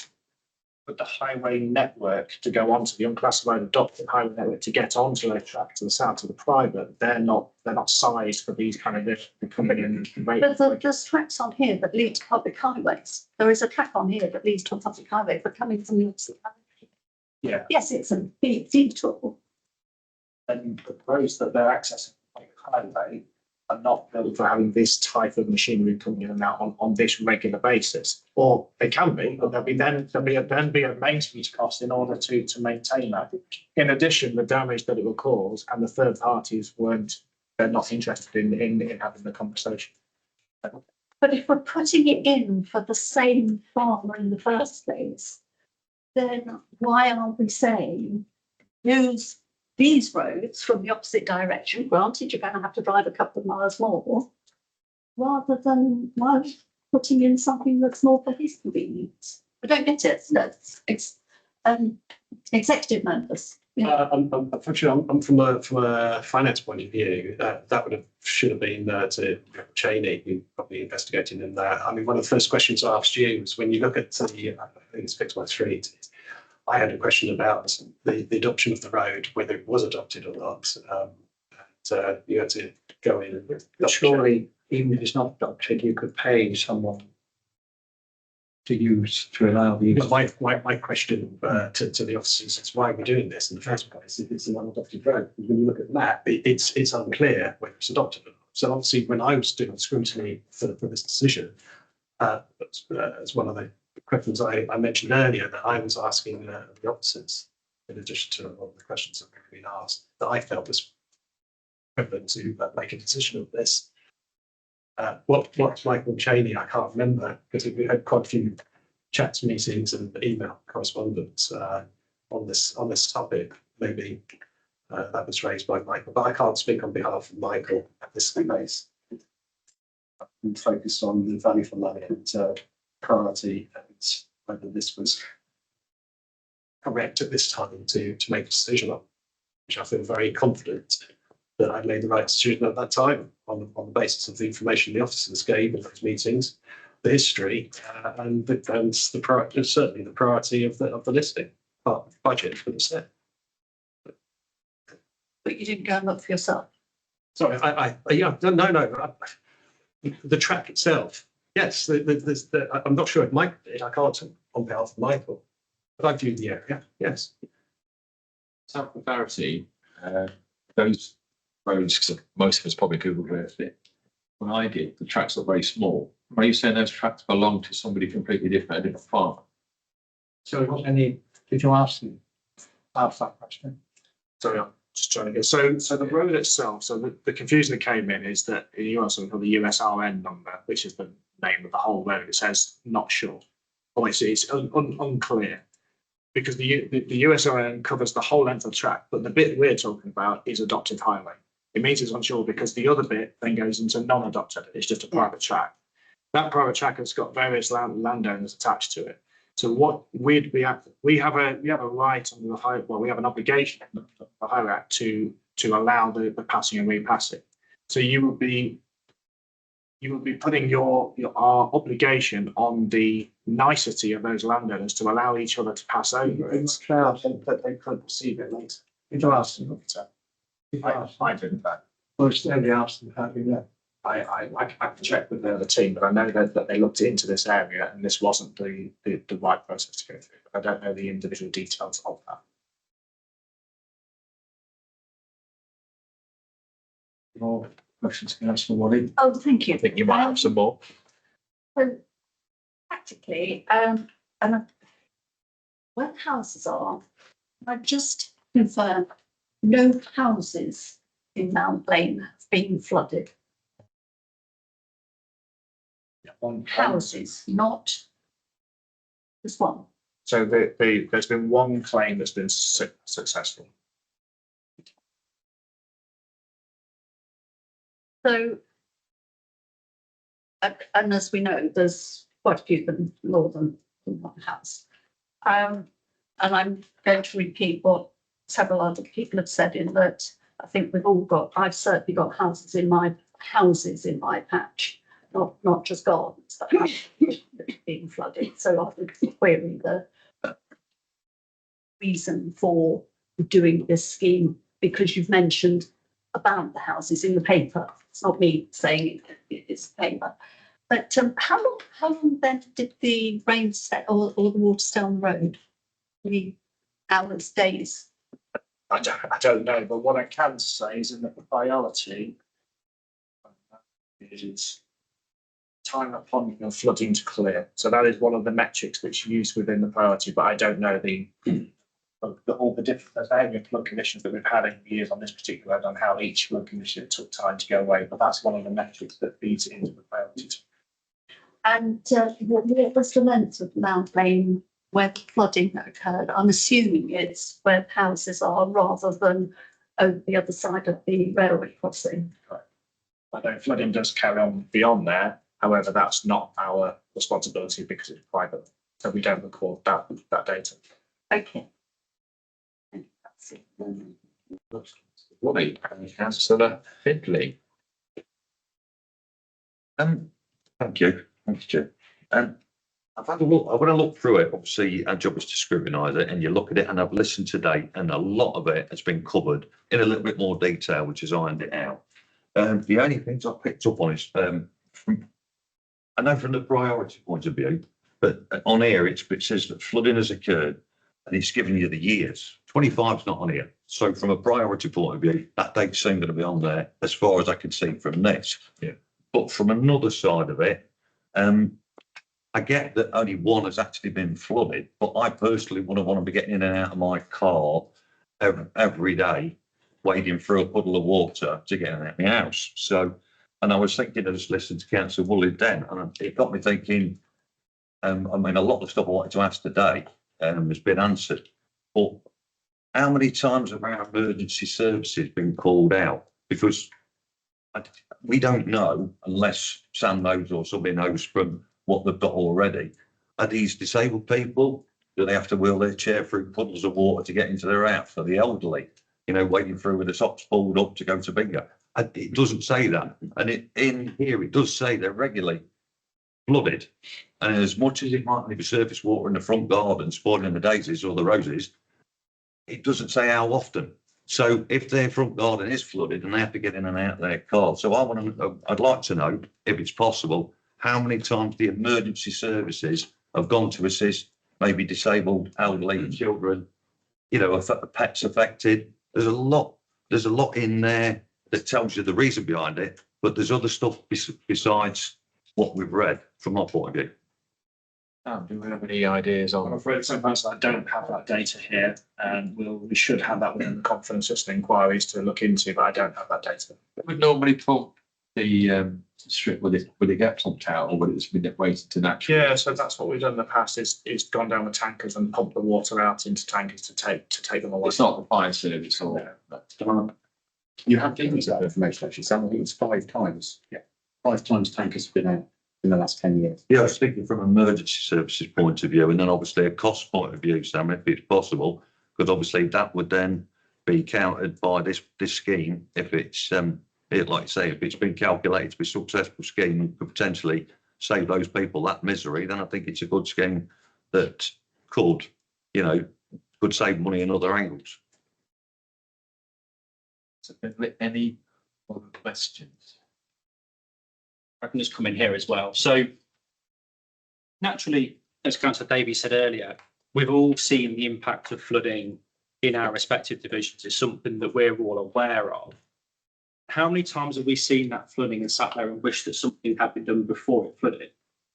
If we don't proceed with this, then those people living there, the message that we're giving them is because their house hasn't flooded yet, we're not going to do anything about it.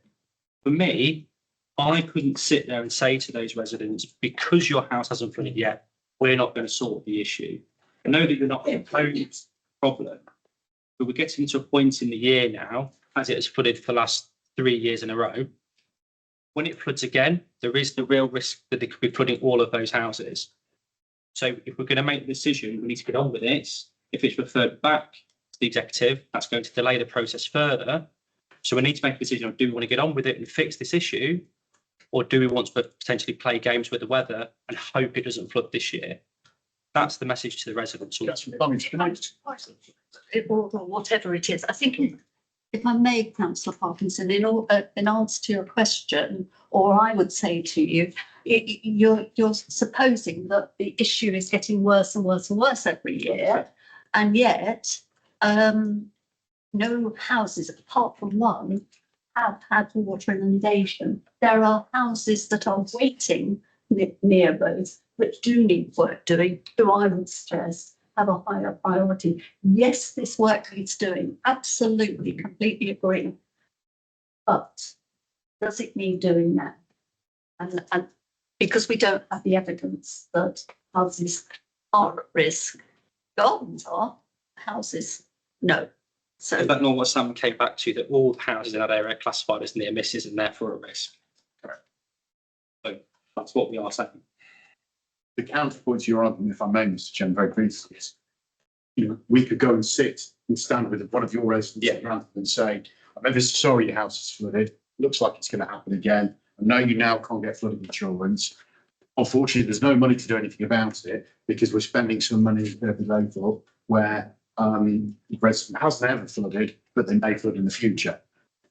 I get there's no easy answer here. So I'm slightly playing devil's advocate, but yeah, ultimately that's why I hear what Sam says about having a priority plan. And you're right, you need a process, and that helps you feed in. But these are essentially political decisions. Because otherwise you'd end up in a world where you didn't need any of us. Councillor Matthews was excited about that idea, and you would just press a button and it would churn out and tell you where to spend the money. Chairman, I'd like to. Yes. On making our decision, this is not just on the residential homes. We have a critical infrastructure of the sewage treatment works involved in this one. Those works on that also service parts of. The fact is, we have to consider these other areas, which I think has been not thought about or talked about enough. This is a critical infrastructure for the sewage works. But the sewage works has never flooded, has it? Not that I'm not. Needs to be access to that. Is the access there's been an issue at that time. There's never been an occasion where they have HGVs. Not at the moment, no. Sorry, can I the access seems to be all about the farm field, not about the chickens, not about the sewage. Those HGVs, as the report says, it's access. So I just, that to me, that's the issue. I don't think personally that I think we understand the case for doing it, but I think it all comes down to the track. So it's a committee who would have to do it. Could I move to? So if I just understand the points that have been made in terms of the difference between the HGV movements and the farm machinery movements. But the issue here in the context of the detail of the scheme is that the access track creates safe working conditions for the contractors to be able to operate. The other alternatives from a traffic management point of view which have been alluded to earlier in the context of the movement of vehicles and people getting in and out of trenches, if the farm machinery was still going up and down the road, the traffic management arrangements would need to be different, which from the assessments being carried out would be more expensive than the actual introduction of the track. So this isn't about the looking after the farmer's interest. This is in the context of the health and safety arrangements, which Councillor Davis, you're fully aware of how the sector looks at health and safety matters in the context of delivering schemes. This is a more cost-effective way of delivering safe working conditions.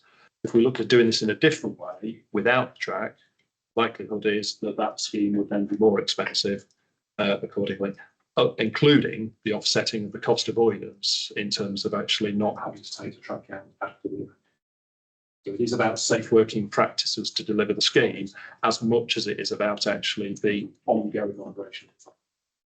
If that helps. Thank you, Andy. Councillor Woolley, Chairman, I just feel that we're starting to now go around in circles. Could I suggest that we perhaps look at putting this back to officers and indeed the executive council to look and check that there aren't any alternative access routes that could be used, and for the decision to be made at a later. Well, the next stage is step 5, but I believe Councillor Matthews would like to. So I wasn't going to say anything because I don't like to get involved in this. You are going in circles. It has been said by Sam that there are alternatives for flooding events that have happened. So this is a preventative measure. There are other monies in place for places that have been flooded. We said it a little while ago and we may have forgotten. We also said that there are multiple owners of that track. So, and earlier on, and that was questioned, but earlier on, he said that that was looked into and it was too complicated to get together with all those. Sean, Can I just finish? Yeah. So we've gone around and round in circles quite a few times talking about the track. I am comfortable that the decision that has been made to put that track in place is the right one. I'm also comfortable that the money that was being spent on this particular project is the right money to be spent on it, because there are other monies to go for other emergency floods that have happened already. And I just want to stop us going round in those two circles all the time. But you've just said yourself, you've just referred to one track about as an alternative, but there's more than one. So if they've not all been explored as an option to save £67,000 of taxpayers' money, do you not think that it would be a good idea to explore that option before we go any further? Again, Sam has already said that. It was looked into, didn't you, Sam? It has. You've looked into that, and you've come to the conclusion that the cheapest option, the safest option is the special. Sam actually said, when asked, have you asked the landowners, relevant landowners? He doesn't know. So I've just got a message. Thank you. One of the things that identify is that alternative track to the south would mean that the vehicles would have to go through Sleaford in order to get, meaning all those vehicles now go through the urban environment to get to that track to use them, which then, as the farmer, you're now subjecting them to a very unreasonable level of movement through the town and then have knock-on effects. If you look at sort of the general economy of having those types of vehicles going regularly through, this is not the kind of place that we'd be wanting to get to. So. Is that so? Step 5. Sorry, Councillor Wright. Yeah. Councillor Matthews said he wasn't going to speak. He now is. So maybe he'd like to comment on whether this wasn't called up by the executive because the feeling of the executive that it's not, sorry, that it is the officer's role to decide what's scrutinised. No, she didn't. What she said was that they apologised for not having brought forward. And my question was, do you recognise that as councillors, we should bring forward things to be scrutinised, and it's not the officer's job to decide what's. But it is in this case. It is in this case. That's not relevant. It's general. I think it's extremely relevant because it was because the councillor didn't said that it's not for councillors to decide what's being scrutinised. Yeah. And the question was, well, why wasn't the executive bringing this forward to be scrutinised? And if it's because there is a belief within the executive that it's not their role to do that, or not councillors' role to do that, then that is incorrect. So the question is relevant because I'm saying, was that not brought? Well, you just answered it. Well, You just answered your own question. no, I haven't. I'm still waiting Said to it's hear. incorrect. So, and so You it, just answered your own question. it's, the question was, does the executive go along with the belief of Councillor Catton that it's an officer's job to decide what's been scrutinised? You just answered that question. No, I haven't. Give us a straight answer. You can answer that, not me. You said it was incorrect. What's incorrect? What I'm saying is, what I'm saying is that it is incorrect that it's officers that do it. What I was asking you, and the executive is, does your executive believe that the statement by that Councillor Catton, that it's the officer's decision on what's scrutinised, is correct? Or did they before the conversation today? Nothing has changed since the change of administration in that regard. Councillor, we still have all of our scrutiny committees. We have pre-decision scrutiny. That has not been removed. If it was of the opinion of the executive to not have pre-decision scrutiny, then they simply would have removed it. The fact we're retaining scrutiny means we value scrutiny itself. This isn't about valuing scrutiny, it's about the knowledge of the executive as to the procedure for things being scrutinised. And if the view is the same as Captain said, that it's the officer's decision on what's scrutinised, then that is an issue. It obviously isn't now because it's been brought up. But that was an issue prior to this. Let me put it this way, I fully support this calling. That's not the question, Councillor Mack. You're still not answering the question. With the greatest, I had a conversation with you the other day where I did say to my colleagues that said, I hate politics. With the greatest respect, you'll now hate politics. I'm asking a direct question. It's not relevant to this calling. Yes, it is, because I asked if this was not brought forward because the opinion of the executive is that it's not for you or us as councillors to decide what's scrutinised. It's decision of officers. Councillor Catton said that scrutinised agenda items are for officers to set. Yes, they do set an awful lot of them, but it's not for them to necessarily. Just I will, if that was an interpretation of what I said, and if that's how I said it, my apologies in respect of that statement I made was my understanding that when I see the process of if something is over 500,000, it's made an executive decision to have things scrutinised. That is for any council, I believe, to raise as a scrutiny, whatever the value. Whatever the value, it can be. I believe it can be scrutinised. But from a point of view of papers that came to me, it wasn't put forward for scrutiny, even though it was in the forward plan, I believe, in the last scrutiny papers. So in that respect, if it should have been put to scrutiny because it's over 500, I admit that my knowledge of those sort of constitutional workings was wrong. But it is that I believe any councillor, to be correct, any councillor can bring up something to be scrutinised, whatever value. But for things over 500,000, it comes, if it's for resources, it comes to me for scrutinising and then making a decision on. So hopefully I made that a bit clearer. It's not for the officers to say, I want to clear, it's not for the officers, I believe, to say this should come to scrutiny. It's for councillors. But if it's something over 500,000, I believe that the process should have been, it should have been made aware or something. So for the scrutiny committees to decide whether they're going to bring it to scrutiny. My question was purely what you've just expressed. Is that the understanding of the executive? Thank you, Councillor. Yes or no? I think what I will say is, I think this has all been a good learning curve for the new for ourselves. And you've got to understand, which I'm sure you're aware, obviously when a new administration comes in, there is a learning curve. Okay. So this has actually been really good that we've had this call in because it's meant that we finally understand, not finally understand, but we're starting to understand it. We are, I'm sure Councillor Hill will probably agree that after all these years of being a councillor, he's learning, I'm sure all the members always learning about procedure. Okay. The fact that the call-in's been made by Councillor Davis and Councillor Hill, then it's a good thing because it's providing extra scrutiny. So this is a good thing. All I would say, I think we need to stop now because. Yes, I totally agree. Yeah. All I would say in terms of. Clearly mistake this way, well, stuff happens and we all make mistakes, but I think there is an issue. Part of the decision process of what the executive is, one question they should always ask, no matter of the value, should it go to scrutiny? Because there will be some of things of very low value, which are very politically with a small p significant. That's all I say. No, totally. I think We'd all agree on that. So let's move on to. Yeah. Move on to step five. Thank you. Move on to step 5, which I think we've had already. That's all.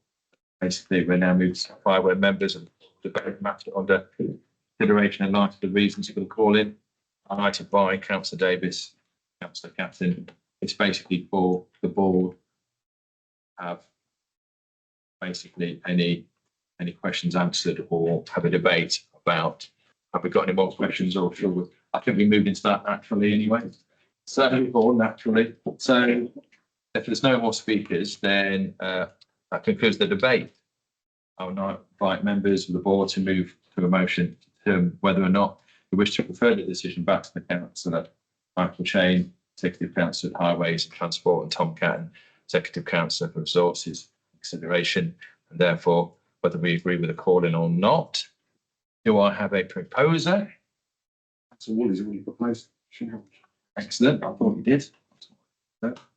A seconder? I can't stop that. I can't go. Another stitch. Okay.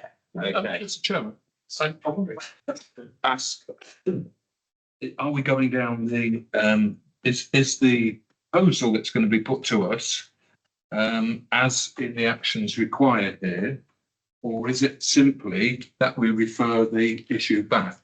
The reason I say that is because within the actions required, The motion is to refer it back. So if you vote, yes, I would support simple referring back. yeah. I'd be unhappy to go along with that we object to the decision. I think we've had a good debate around it, but I would welcome the executive member, after hearing all of what's gone on, reviewing the decision in light of the fact that it wasn't pre-scrutinised particularly. So what I'm saying is that I don't think it indicates by voting for that I'm against this scheme. Okay, well, I don't think we have the option on that. It's either we refer back or we don't. No, I understand. I'm happy to do it. What I'm saying is, I don't want the wording object to the decision. Or the wording of have a vote on whether to call in and refer back. Simple refer back. Refer back. Okay. All those in favour of referring the decision back to the executive, please raise your hands.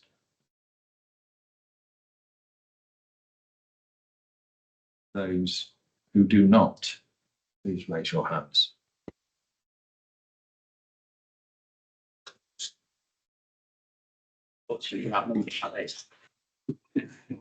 Therefore, I believe in that case,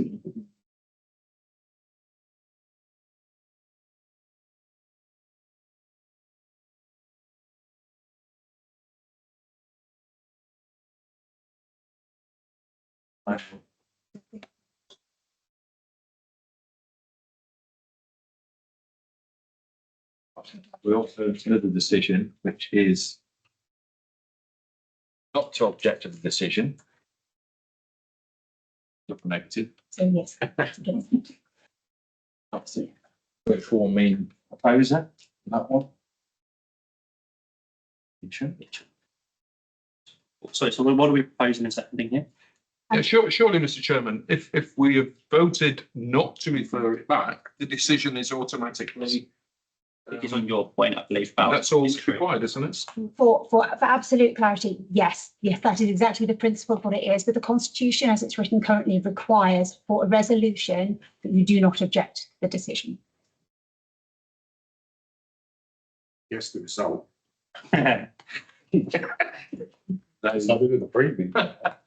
Those for? This is in favour of the decision. Favour of the decision.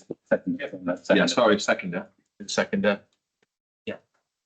This is in favour of doing the work. This is in favour of not sorry, it is a little negative. Yeah. So apologies, this is the way in which the constitution is written, which can be addressed. But effectively, as a committee, you are taking in, if you are minded to take a decision not to refer the matter back. And therefore, when you do not refer a matter back to the decision maker, the decision will stand. Just done that. Correct. So just Who wish to refer decision back, please raise your hands. Not to refer the decision back. Those against.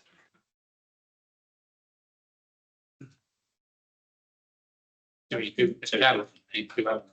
Thank you. Sorry, abstention. with 7 votes for, 4 against, and 1 abstention, the motion to not to refer it back. Or the order resolved not object the decision therefore becomes effective immediately. We now also notify all interested parties to publish the decision on the council's website. Thank you. Would like to. Why is he okay? That's fine. Okay. I said he wasn't going to speak. Thanks. Everybody's time.